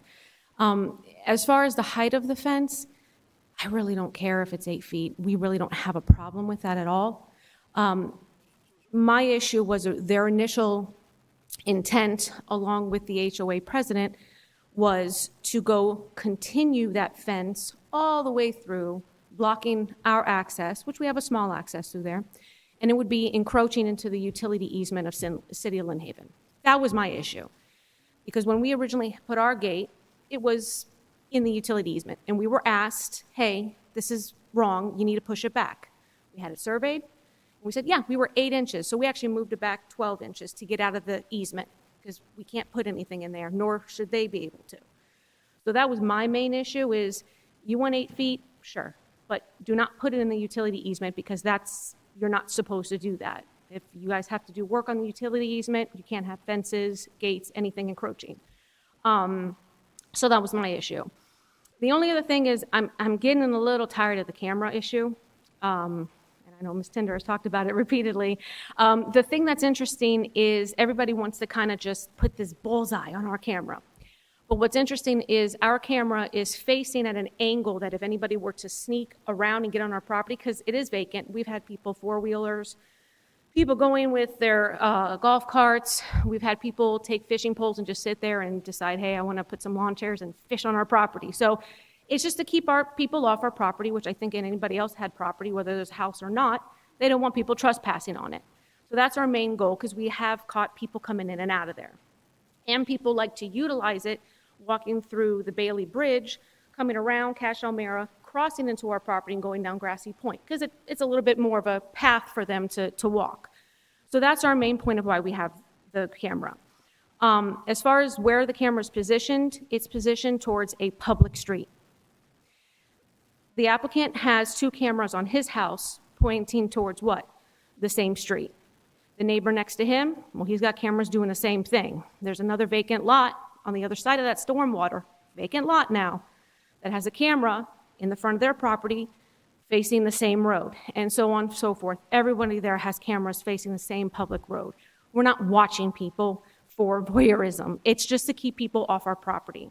The applicant also has, because we talk about expectation of privacy, he has 2 cameras on the side of his house that actually go over his fence line, peeking into the side of our rear property that's over their fence line. Kind of invasion of our privacy if you think about it. Are we going to argue with him about it? No, I don't care. But the point is that this has been misconstrued so much, and I wanted to come here to speak about it because no one's doing anything wrong. We're just watching our property.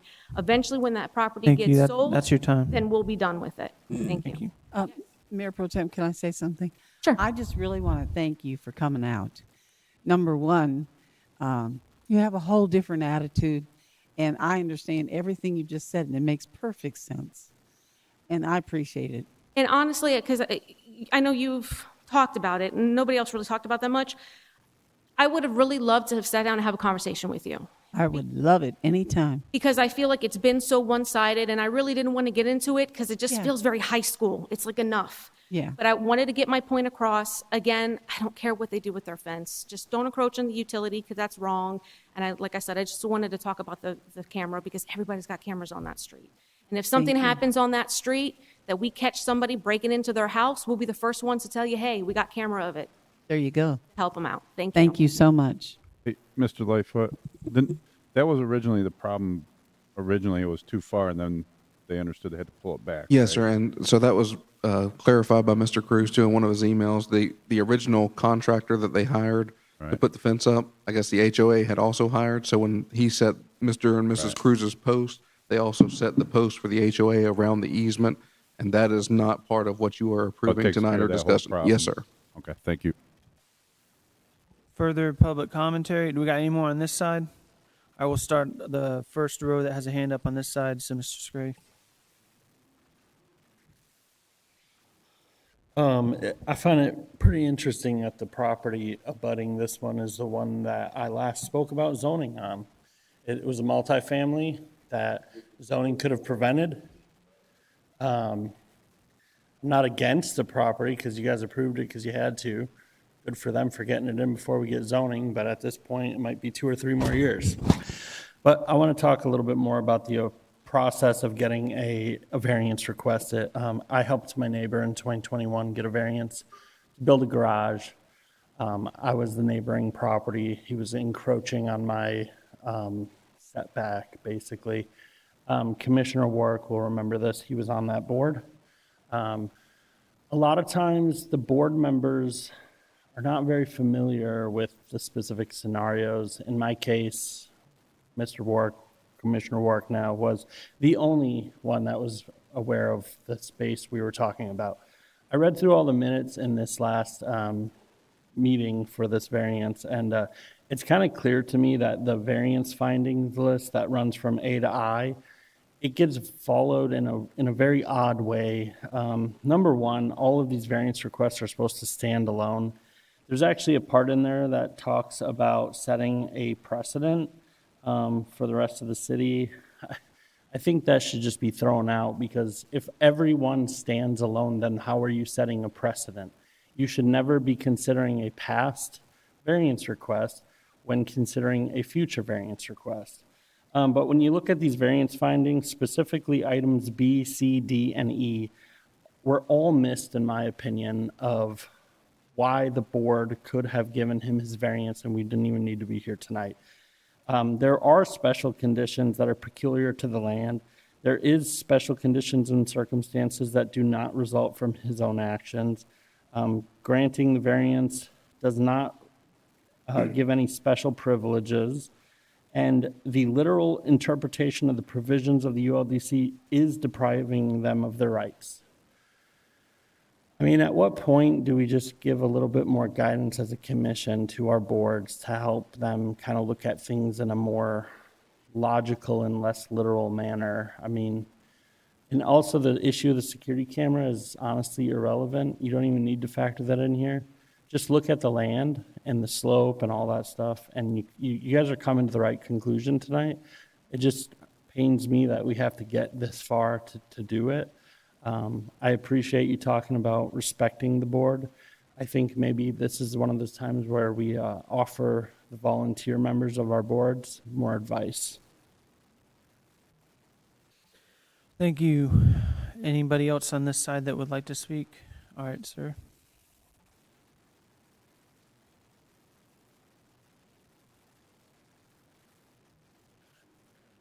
My name is Bill Flynn. I live on Castle Mare also.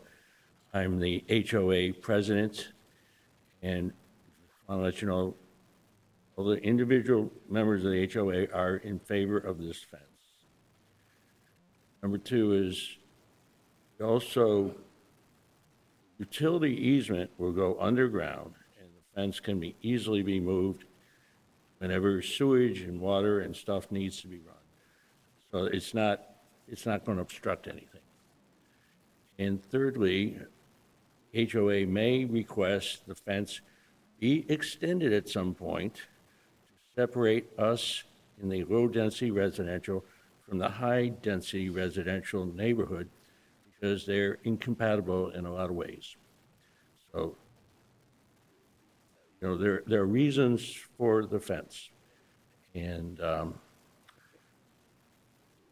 if it does come to that, we'll have our personal attorney or our HOA attorney put together a legal way that is much more precise in what we're requesting. Thank you. Any further public commentary? Any further discussion from the commission?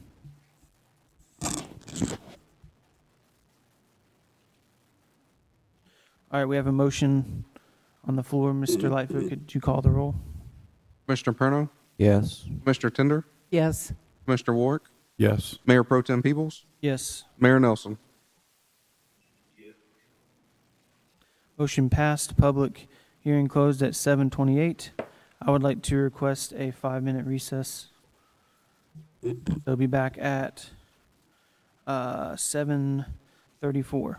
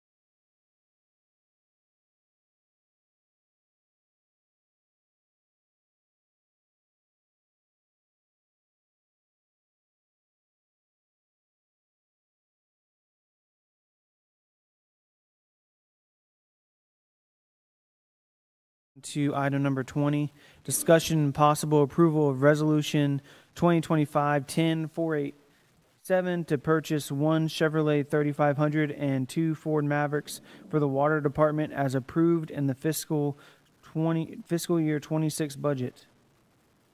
Yes, sir. A resolution of the City of Lynn Haven, Florida, approving the purchase of 3 trucks for the Water Department from Allen J. Automotive Management Incorporated in the total amount of $122,425. All 3 of these trucks are in the water budget as annual replacements. All right, so just to reiterate, we've already looked at this when we were going through the budget, right? Sure. Is there a motion for this? I'll motion to approve, but I'd also like to just make a statement that possibly in the future, I know our last couple of meetings, we've had a lot of agenda items that were already covered in the budget. Can we move them to the consent agenda, please? Yes, sir. We were just trying to ease the commission into the new way of doing things. So absolutely, if everyone's good with that, we can start putting budgeted purchases on the consent agenda. Yeah, as long as we leave the item number 4, where we make sure and ask if we want to add or remove. Yes, sir. And with that, I motion to approve. Second. All right, I got a motion to approve by Commissioner Perno and a second from Commissioner Warwick. Is there any public commentary? Mr. Finch is first, and then I'll get Stetwild next. These all new trucks? Yes, sir. They're brand new. The 3500? That's a dually? Yes, sir. 4-door dually for the water department? Yes, sir. They read a meter out of that, or what do they do with it? No, sir. This is for the crew that goes out and replaces leaks and hauls equipment. So they need the dually for hauling their mini excavator, and it's replacing a dually.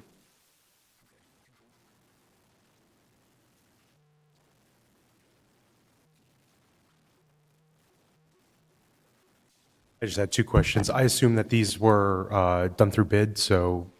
No, sir. It's through Sourcewell. Okay. So how does that process work? Sourcewell, the bids are procured through the Sourcewell company, and then available through state and federal purchasing guidelines. Okay. So this company's out of Sebring. Is there any transportation costs, or are these brought to a Ford dealership locally? It's all part of the deal. Okay. So if something was procured locally, would it be cheaper, or is this the true sole source lowest bid possible? No, sir. You cannot go buy a 3500 in the amount of $65,000 at any local dealership. Okay. Question. Any further public commentary? Any further discussion by the commission? So I know I talked to Mr. Lightfoot about this with Sourcewell. It's a national thing where they do like a contract for all these different equipments, and by doing it this way, they're able to do it cheaper than. Yes, sir. They do vehicles, equipment, services, clothing. I mean, you name it. It's like a No, Sears that was all I had. All right, any further discussion? Anybody else? Mr. Lightfoot, could you call the roll? Commissioner Perno? Yes. Commissioner Warwick? Yes. Commissioner Tender? Yes. Mayor Pro Tem Peebles? Yes. Mayor Nelson? All right, motion passed. Moving on to number 21, discussion and possible approval of resolution 2025-10-488 to purchase a valve exercising machine and trailer for the water department as approved in the fiscal year 26 budget. A resolution of the City of Lynn Haven, Florida, approving the purchase of valve exercising machine and trailer from Duval Ford in the amount of $110,440. This was also brought up in our goal session and strategic plan. We are required by DEP to have a valve exercising program. That was also part of the additional 2 people we hired or added to the budget for fiscal year 26 in the water department. We have in the past borrowed a valve machine from the city of Panama City and I believe Bay County as well in the past. This is a trailer that has a hydraulic turner on it. And so you can go and you can clean out the valve boxes for like 8-inch, 10-inch sewer mains, water mains, any type of line underground, and you can exercise the valve to ensure you can turn it off in time of emergency if you have a water main break and need to shut a valve off. All right. Is there a motion for this? Motion to approve. Second. All right, motion by Commissioner Warwick, second by Commissioner Perno. Is there any public commentary? No public commentary. Is there any further discussion from the commission? Quick question. This valve turn off machine, have we ever had one before? Not to my knowledge, no, sir. Not in the 5 years I've been Was here. that always a push button thing? If that happened, you had to get another company out to turn the valve off if you had a water main break? To my knowledge, to fix a water main break or to turn a valve? Well, you use this when a water main breaks, correct? Yeah, correct. So we've never had one to go out and use. We've borrowed one from Panama City and I believe Bay County since I've been here. And Okay. I do not know of the city ever owning one in the past. Okay. Any further questions? All right, if you could call the roll. Commissioner Warwick? Yes. Commissioner Perno? Yes. Mr. Tender? Yes. Mayor Pro Tem Peebles? Yes. Mayor Nelson? Motion passed. Moving on to item number 22, discussion and possible approval for resolution 2025-10-489, approving Yates Plumbing and Utility Services to be utilized as licensed wastewater operator, staffing at $60 per hour with a 12.5% admin fee.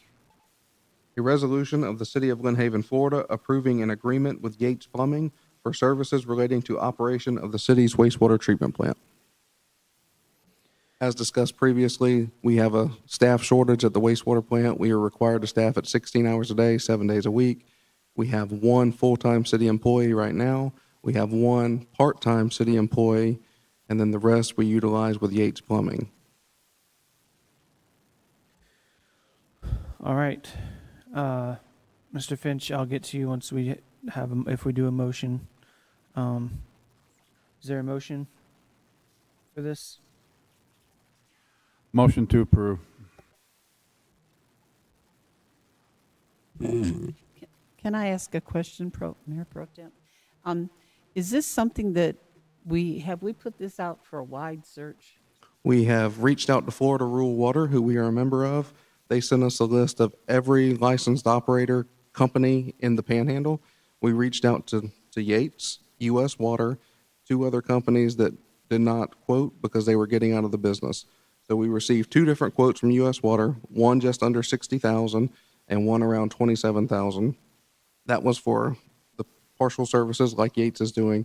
And we reached out to Mr. Yates, who owns Yates Plumbing out of Crestview. He has licensed wastewater operators on staff. They take care of little package plants for DOT. He gave us a proposal of $60 an hour with a 12.5% admin fee.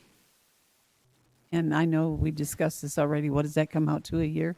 It depends on the number of hours that we need them. Right now, we have one full-time employee and one part-time, and then whatever's left, we need the Yates Company to fill in.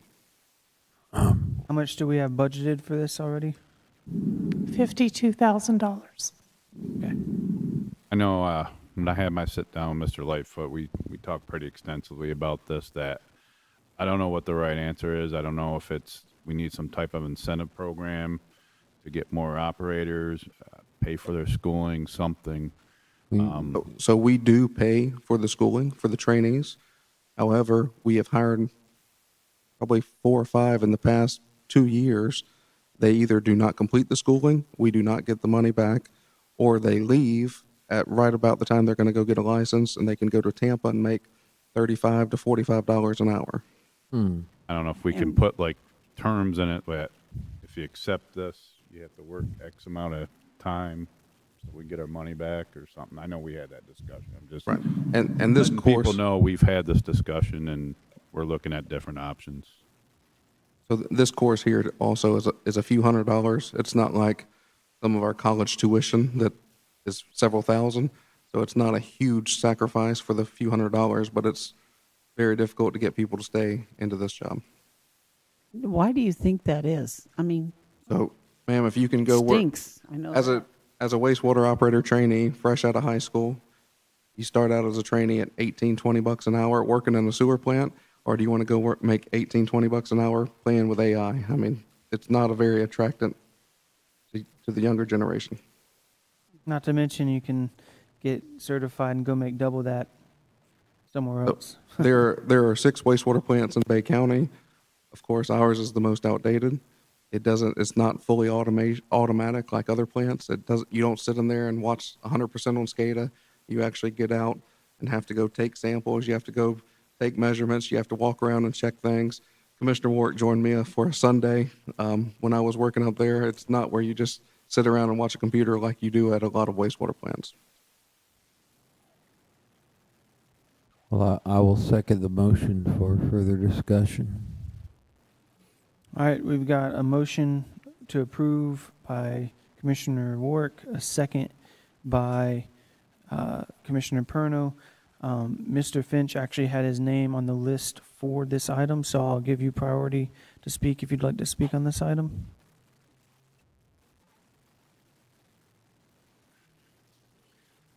I was looking through the agenda, and run up on this, and it says Exhibit A. Look at Exhibit A. I can't find Exhibit A. How can y'all make a decision on this without the exhibit? It says, substantially the form attached in Exhibit A and presented to the commission today. That's what this says.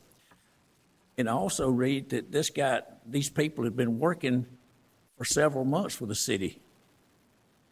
Several months, but it don't say how many hours you're going to work or whatever. So Mr. Lightfoot said 5 days a week, and then he said 7 days a week, 16 hours a day.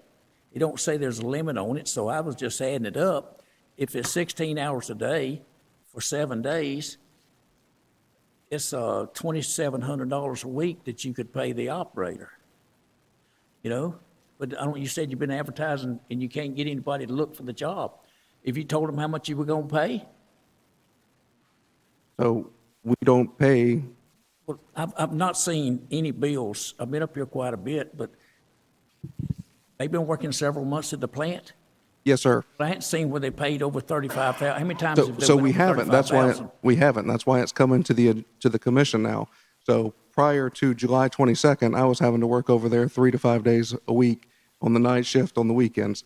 Because of changes at the city, we do not have me available to go over there and fill shifts. So we're hiring a company to help out. So because it's going to get over 35,000, which is against our procurement policy, we're bringing it to the commission to approve.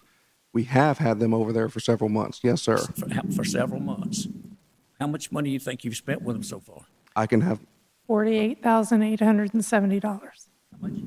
$48,870. See, this is an open-ended deal here that you had an agenda, and it said $60 an hour with 12.5%. When you work the overtime, is it $97.50 an hour? No, sir, they do not get overtime. Their rate is set at $60 an hour to Yates Plumbing. The 12.5% admin fee is their overhead costs at the end of the month.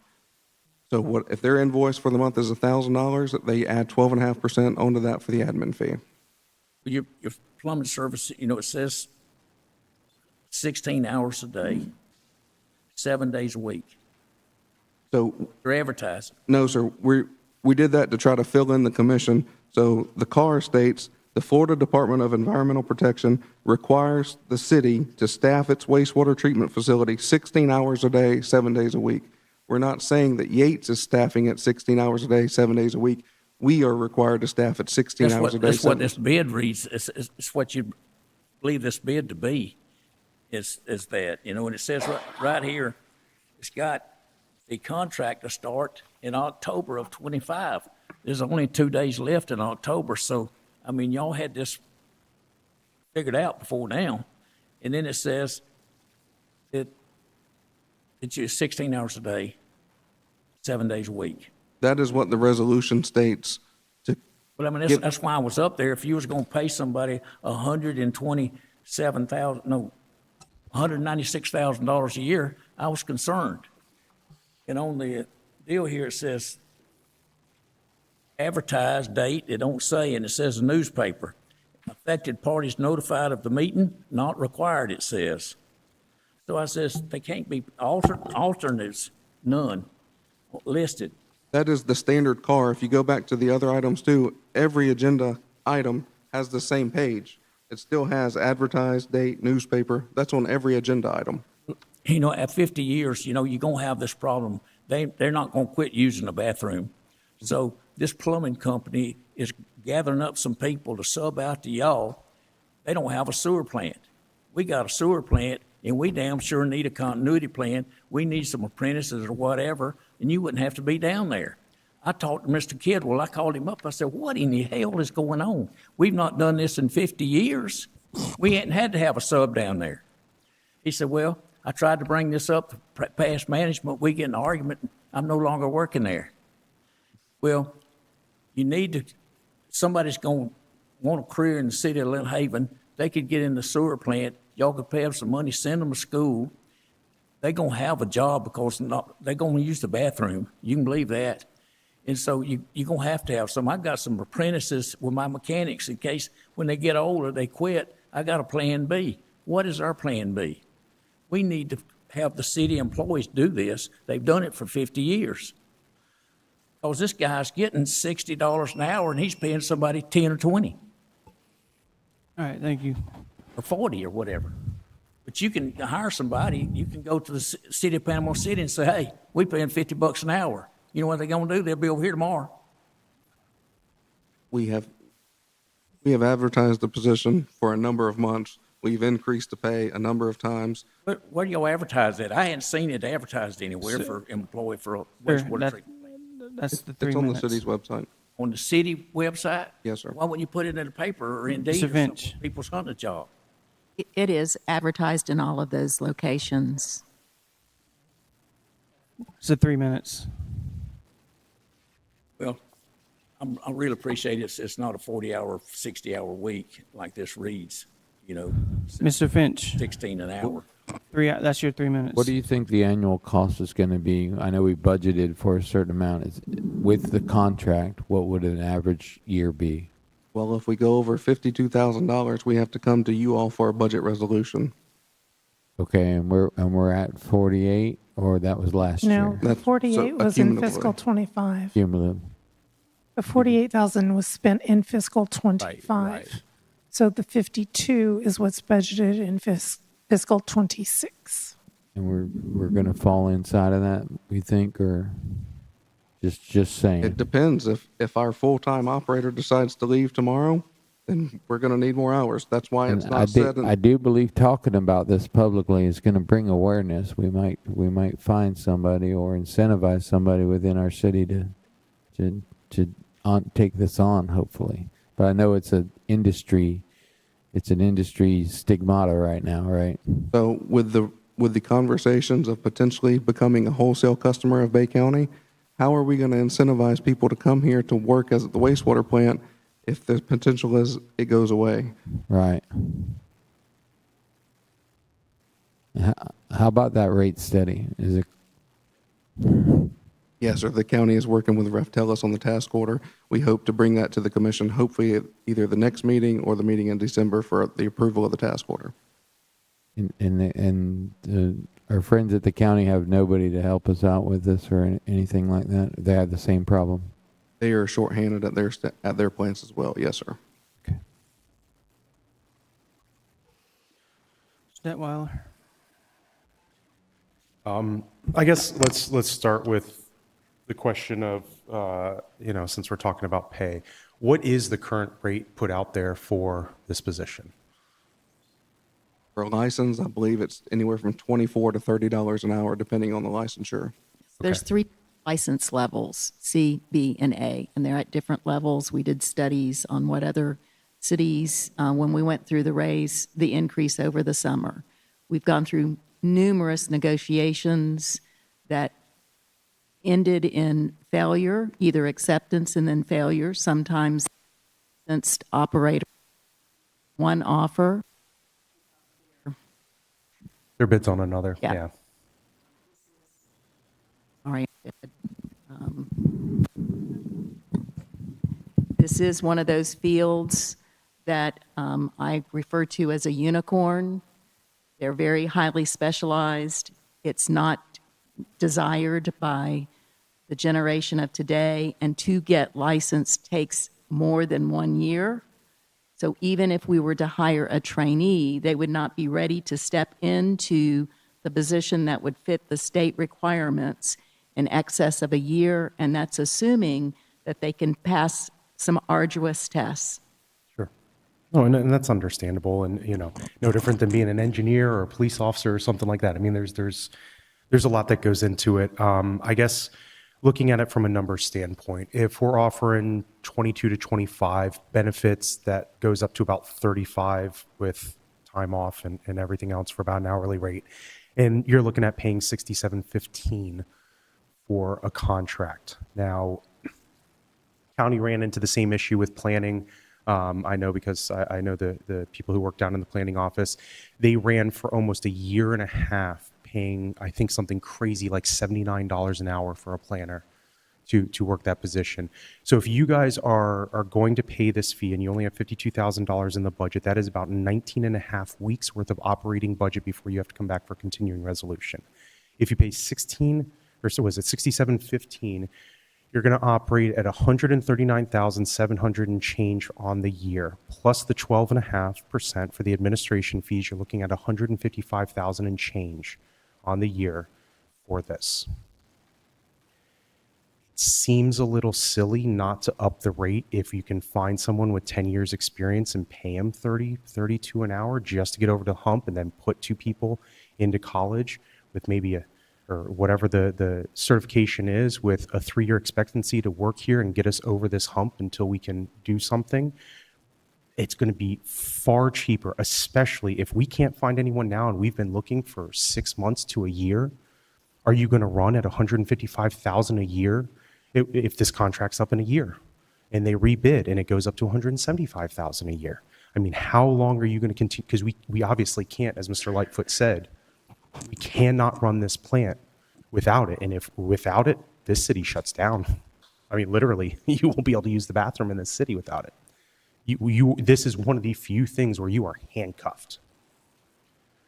Sometimes you'll have to pay the present person more too. Yeah. Bring somebody in at 32. The argument was made that, you're never going to find somebody because they're always going to go down to Tampa and St. Pete and Orlando and everything else for $30 to $40 an hour. Well, compete with them. If this is one of those critical positions, find yourself someone to compete until you can get past it. Just my thoughts. Just to piggyback on that, go ahead, Mrs. Gray. Okay. So just to point out, in the contract, it's for a 1-year contract.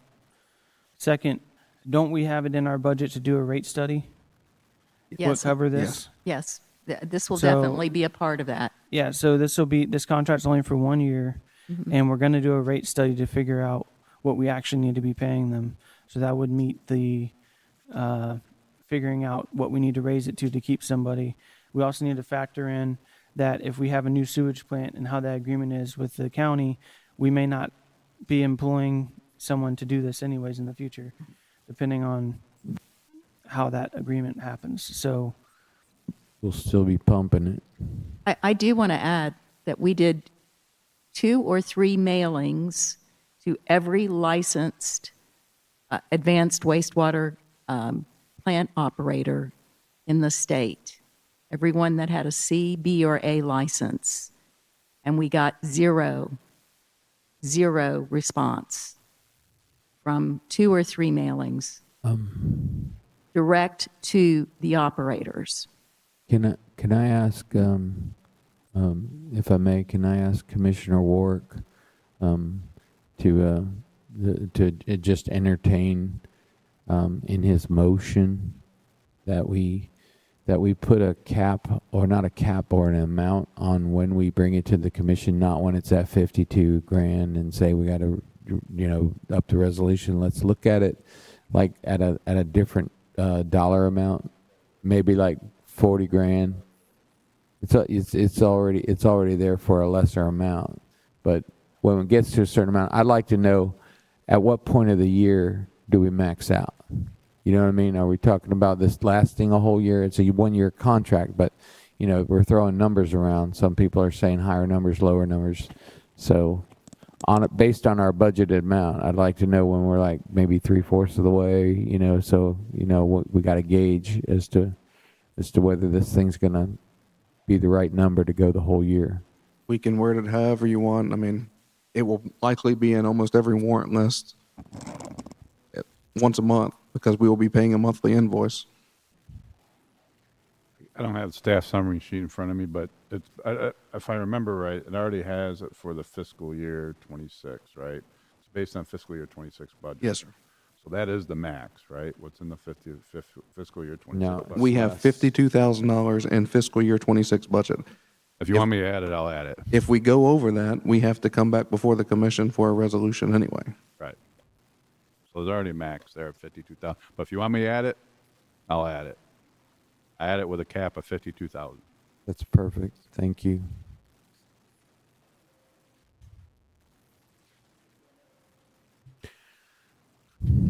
So do we need to second him modifying his agenda? I made the second, so. Okay. Yep. All right, so we got the motion, added the 52,000 cap with a second. Mr. Scray? All right, somewhere along the line, as a society, we stripped out people from doing dirty jobs. Micro show, you guys know that. It's not appealing, like Chris said. I have a question, maybe Kiki or HR still? Okay. Maybe one of you guys can tell me, what is the fully burdened cost of the person that you would employ for this position? I mean, that you're talking health benefits, everything. If you could give it to me in the hourly rate. Hourly, get all of those. I mean, if you do annual, I'll just divide it by 80 and by 26. Well, she has the whole. While she looks that up, I just want to point out that, you know, Chris has made some very valid points. How are you going to appeal somebody to come in here? Commissioner Work made valid points. How are you going to, maybe even if you incentivize somebody, how are you going to make sure they stay? I deal with this daily in my job. I hire subcontractors for my company that I work for because we can't staff positions. We don't have the specialty, whatever. I deal in fully burdened rates. That's why I asked. What did we come up with? Our current employee, who is a Class C, I believe. B. He's an A. He's Class A-ed. Our current employee, fully burdened with all medical benefits and taxes, $97,840 a year. Off everything else. Everything. It's everything. Right, so I got $46.63. Not far off from 60. A substantial amount, yes. But that's the cost of outsourcing sometimes. And sometimes you can't help but outsource. So really what we're in is a situation where we passed this budget, we made cuts. We're in a position where we're not going to be able to hire somebody. So now it's time to start looking at shifting and figure out what you can cut down on again so you can make sure that my toilet flushes, because you know, if my toilet doesn't flush, I'll be up here banging the door down. I'll probably take whatever I drop and bring it to your guys' doorsteps. Set it on fire in a bag. You know, Billy Madison movie.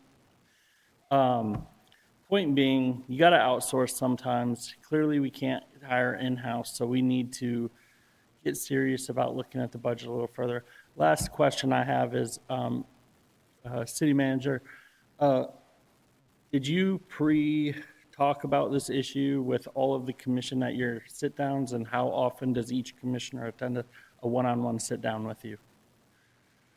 And yes, I believe they've all been informed of this issue. I think actually all of them have came to the wastewater plant with me at some point. Okay, and do all of them attend a routine sit-down with you one-on-one? No, sir. Who does not? Okay, why, Commissioner?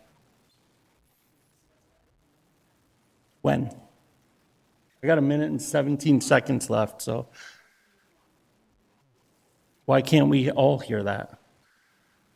Why can't we all hear why our representative doesn't want to have a sit-down with the employee that is working for us through you guys?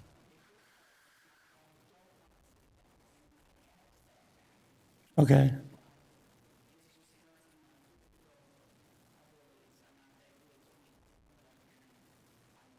Okay, can you accommodate by going to her location? All right, I'd like to see that happen. If a commissioner has a health thing that they need to have an accommodation, I'm pretty sure we can make that accommodation. There's no reason that communication in this city should be this damn difficult.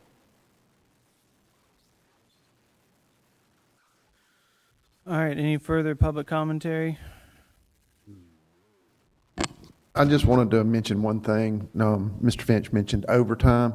You're contracting with a company, not with an individual. So I would make the assumption that if the person they've got staffing works 8 hours, they will staff somebody else for the next period, and there'll be no overtime due. So overtime's a moot point on this, so don't factor that into your numbers. I just don't see overtime being, and you can correct me if I'm wrong. No, sir. But when you're contracting with a company, they're providing the personnel, they manage their end of it. Thank you. I'd like to also add, if they call in, they're not calling in to us, they're calling in to Mr. Yates, who is then responsible for finding another operator to cover that shift. So we don't have to scramble around and cover the shift. All right, so since we have a new motion, I'll allow 3 more minutes. I didn't hear you. Since we have a second motion that's been modified, I'll allow 3 more minutes. Exhibit A, where's the Exhibit A? The Exhibit A is the service agreement. The service. It says it's attached, but it's not. It's These people are working out of Fort Walton, Florida. Did they get driving time? No, sir. They get paid $60 an hour to be at the plant, plus a 12.5% admin fee, and that is it. Whatever is being approved here. The only reason I'm asking that is you didn't attach Exhibit A with this damn Mr. thing. Finch, Yes, sir. It's in the packet. It's in the packet. If you download it from... No, it's not in the package. I have it right here. I just pulled it from the website.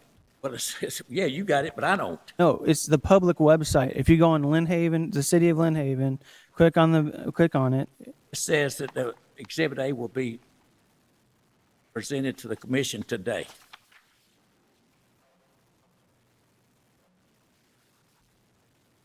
Okay, well, what I'm saying is when I got this, it didn't say it wasn't for 50, it says 56 hours a week is the way it was interpreting it.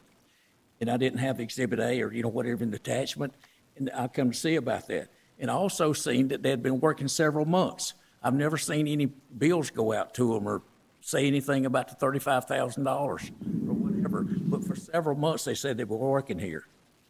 And they didn't say that, there was $52,000, was a budget on this. Because we looked at it, if it was going to go 7 days a week, it was in the hundreds of thousands of dollars. In the way we've been spending money up here lately, 100,000, million here, million there. I think we spent $8 or $10 million in the last month or two up here, on equipment and all that. So that's the reason I was concerned. Because there's really been a whole hell of a lot going out up here, and they said we can't buy no candy for Halloween, and that's pretty bad too. But that's what I was concerned. And we're not getting the right information on some of this stuff. Thank you. All right, so I guess way forward, we'll just do a better job of pointing to where stuff is in the packet. All right. All right, so we have a motion on the floor. Sorry, is there any further public commentary before we move on? All right, any further discussion from the commission? All right, we have a motion on the floor. You want to say your motion again so that... Motion to approve with a cap of $52,000. Second. All right, Mr. Lightfoot, if you'd call the roll. Commissioner Warwick, Yes. Commissioner Perno, Yes. Commissioner Tender, Yes. Mayor Pro Tem Peebles, Yes. Mayor Nelson. All right, motion passed. Moving on to item number 23, discussion and possible approval to suspend utility payments for those affected by the federal government shutdown. Mayor Nelson, do you want to talk about this since you added it to the agenda? Just real briefly, we know that we are a city that consists of many military personnel, as well as other federal employees. And so I mentioned this to Interim City Manager Lightfoot on last week about bringing this to the commission for us to consider postponing or extending the grace period for all active duty military and federal employees regarding their utility billing as needed for Lynn Haven families affected by the government shutdown. And, their bills will still be due, but late fees will not be attached and regular payments will resume once the shutdown is over. So I wanted to present that to the commission for consideration. So I'll discuss that. As a veteran myself, I can definitely relate. I've been through pretty close to a situation like this, but luckily it never happened. My whole career I was in the Air Force. But what is our current process? I know when we have just any resident that has problem paying it, they normally can come in, get a payment plan or anything. Yes, sir. If we were to, is there anything different they would have to do as what we do now?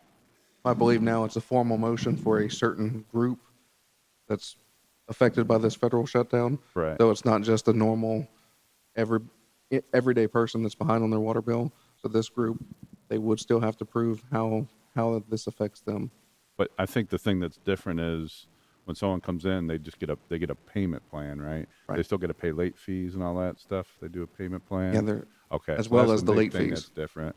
The other thing that's probably different is, because when we normally do this, they probably don't normally do, hey, don't pay 2 months and then start paying here, do we? Or they just So we have shut people off on cut day that did not keep their payment plan up to date. So they had a payment plan that was. I mean, when they come in and do a payment plan, do we ever do a payment plan where they're like, hey, can you delay this a couple months and I can start paying all of it on this day? No, That's probably it's not usually- normal, right? It's usually broken up into pieces, and there's an arrangement every 2 weeks you pay so much. Okay. So this is different then. This will, one additional burden on staff will be verifying their employment. So we'll have to come up with a methodology of making certain that this person is a federal government employee. So they would have to come in. Are we talking request about it. employees, or are we talking about people who receive transfer payments and aren't getting them presently because of the government shutdown? Because some people would say that. Well, if it's just federal employees and military, it's very simple. Yeah. Show your common But access card. I didn't But staff hear. will have to verify that, so. Well, the- you're not legally allowed to have Is a that- common access card if you're not in. So it'd be pretty simple. Like, you're not allowed to have one. Is that what the mayor? Was that what the mayor was? Well, there's no motion yet, but I just was one. Is this for federal employees or is it for all people affected? His words were people affected by the government shutdown, right? Mayor, did you hear that question? Could you restate that for me, Mr. Lightfoot? Commissioner Perno asked, was your intent for all people affected by the government shutdown or just federal employees affected by the government shutdown? Let me say initially when Mr. Lightfoot and I discussed this last week, the parameter were those that were federal employees affected by the shutdown. As of recent news, if the commission would, consider it, would be all those that can prove they're affected by the government shutdown. Would be an extension of grace. So that would be, I would like for us to consider all of those that are affected by the government shutdown. But if we won't expect that, we just limit our scope to those affected by the those federal employees. So I like all of those affected by the shutdown, but certainly would like for us to definitely push forward with federal employees if we don't want to consider everyone that can prove they're affected by the government shutdown. I would say just federal employees and military that are, I mean, because that could open up a whole bunch of can of worms if we say anyone that's affected by the shutdown, For example, our USDA inspector who comes every day, he's cut off. Right. I mean, so it is But affecting. he's probably civil service, so he's a federal employee. He's federal, yeah. But he's cut off. He's not getting paid. Yeah. Do we see any complications with this if we do this? Yep. Of course, it creates a burden on staff, but we can accommodate and figure out how to do it. Okay. And I would ask, would we time this until the federal government is back in session? Or do you want to come back and discuss it again? I would imagine you'd need 30 days after, because once the government opens back up, it will likely be 2 to 3 weeks before you get a paycheck, and then you'll have to start paying Well, I your was bills just again. thinking. So I would think whatever you do, you suspend it until maybe 30 days following the end of the shutdown. Yep. Yeah. Perfect. Now, with that, is that going to affect anything as far as, have enough money to do what we need to do in like water, sewer and that? Yeah, sir, I can't see there being a significant number of federal employees affected in the city of Lynn Haven to show a difference in the revenue. I mean, Right. I doubt you're going to see a huge decrease in the revenue taken in for the month. 'Cause I'm sure there's going to be people that are federal employees and military affected by the shutdown that aren't going to take it because they got enough money to take care of it, and they're like, it's just not worth my time. But then there's people that are like, that live paycheck to paycheck that really need it. And those are the ones that'll come in. So I imagine it's not going to be a substantial amount. I don't see it being a substantial amount. I do see people taking advantage of it, but not a substantial amount. Okay. Yeah, there And this will be is some just- military also that are critical staff and federal employees that are critical staff that are still receiving pay. We won't be able to verify that. That's okay. Right. This is just basically delaying their payments, right? Right. That it is not waiving any Yeah. fees or anything. It's just working with them. We will not shut them off. We will not require payment. We will work with them for a payment plan while this is ongoing. I'm And I sorry, think- I misunderstood. I thought we were waiving the late fees. Yes. Waiving We the are- fees, not waiving their Late bills. fees. Yes. Okay. Just waiving the late fees, but they still are required to pay their bill eventually. And I think that's what Ms. Myers was getting Yeah. at. It was once the shutdown's done, 30 days after that is when you got to pay all that from what you owed during that period to that point. Does that make sense?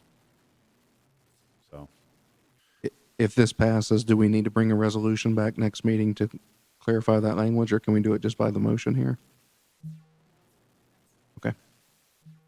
okay. I would ask that if this passes, the communications department pushes this, because we're going to have to, we can't just assume that people are watching this meeting. Right. All right. So, you have something? No. So I'll make a motion to, where people can request to suspend their utility accounts that are federal employees and military up till 30 days after when government's back in operations, Active military. all military. That you make a motion to direct staff to suspend all disconnections or late fees to current federal employees and military until 30 days following the end of the shutdown? Yes. That'll be my motion.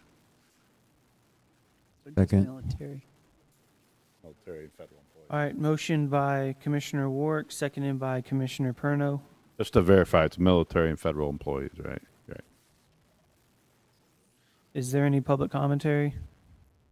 All right, we'll go this side.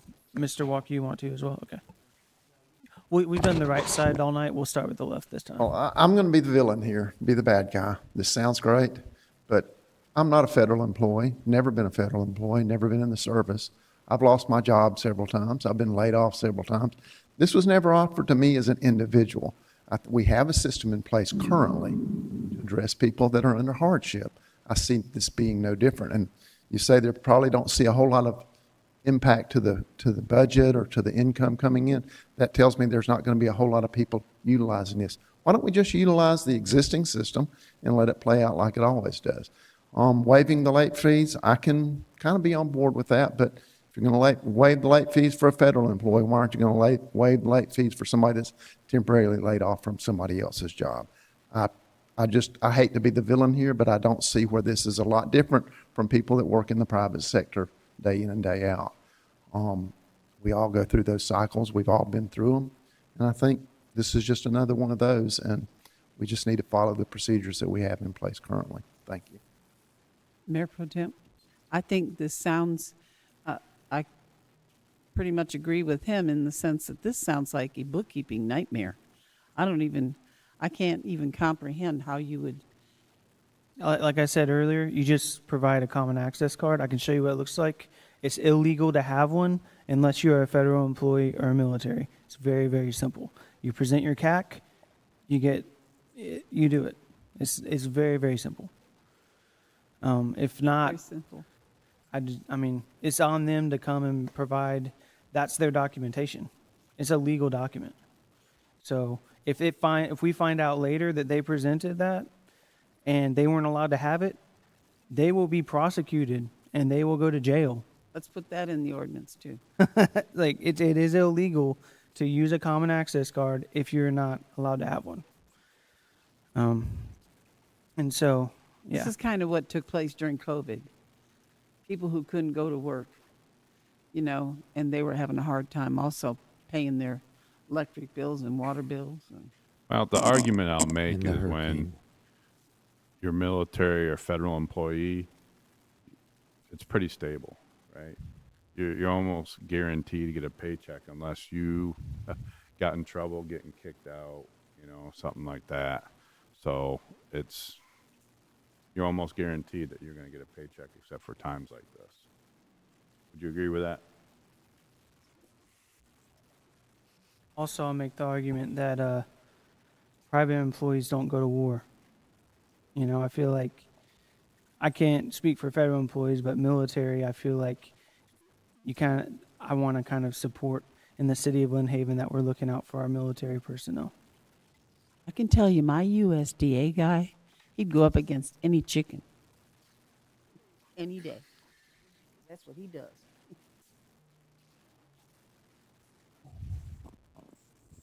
Do we have any further public commentary? Oh, Mr. Walker, we'll go with you.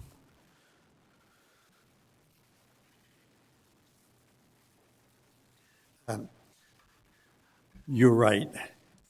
Government, you know, some of the people plan ahead, and they're not going to take advantage. It's going to be very hard to handle this. Very hard. Because I'm retired federal, more than that, okay? My salary comes out of the military.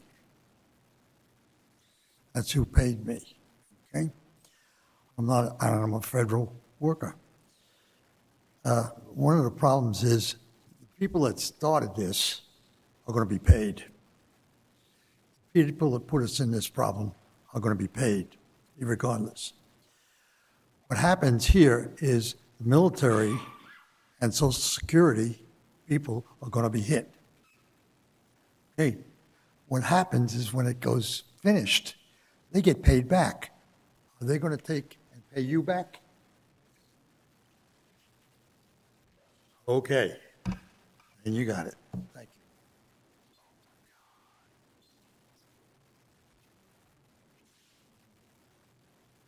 you. I guess I'll add a little bit of perspective to this since I'm affected. Every day I'm required to go to work. I don't have a choice. I'm not paid. I will not receive a paycheck for who knows when. I have no problem with that. I don't live paycheck to paycheck, so I don't have a problem paying my water bill. But what I would ask you all is to consider, it's different than if I was laid off from work and I could go down to somewhere else and get a job and make money until my employer decided that they wanted to rehire me. I don't have that luxury, okay? I have to go to work. I cannot just not show up. I have to go to work. I am not being paid. I will eventually get paid, but I do not get a paycheck. I didn't get a paycheck last time. I didn't get a paycheck this next time. I'm not going to get a paycheck this next time. So I've missed now 2 3/4 or 2 1/4 paychecks. And if you can, if people are okay with it, I mean, some of you all are business owners. If your employees are okay, if you force them to come to work and just not pay them, then that's fine. But that's not the situation that we're in. This makes sense. It's not a bookkeeping nightmare. I don't think it's going to be a large populace of people. So this is a pretty easy thing. But I would suggest passing it to those that are not as financially prepared through this, because it does affect some people. Thank you.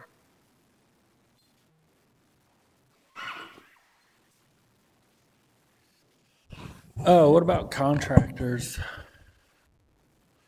I get paid by the Department of Defense. Nobody's at DFAS to pay the invoices for the company that pays me. The government shutdown doesn't affect. It does affect me. I might not get paid because my company might be short on cash. The way that the budget works with contractors, yeah, Nobody's been paying the allotted. invoices, Commissioner Peebles. I'm having to right now tell subcontractors, hey, sorry, we can't pay you because we don't have cash to pay you. Well, it's I on don't the really contract. care if I have to pay my utility bill. I just got the email today and it's going to get paid on auto pay like usual. But just trying to be a jerk to you guys. Just get you guys riled up sometimes. I think it's actually a great thing you're doing. I worry about the burden on the staff. I think we have a program in place already. I appreciate that you're giving them guidance on how to identify who's opting in, and this is strictly an opt-in relief program, right? So nobody's automatically gonna get their bill delayed or waived. So what I would ask is if you can provide, I would assume you were probably gonna do so, but if you can show the staff how to access some kind of documentation online to be able to prove, like, so they can visually verify what they're looking at counts as an official document. Obviously, you don't want them to take a picture of your common access card because we know that's OPSEC. But there are visuals available online, and if we could point out to the staff to have a cheat sheet there for customer service because they may not be familiar, make their job a little bit easier. And also, if you could just add in that they have to show proof that they emailed their senators.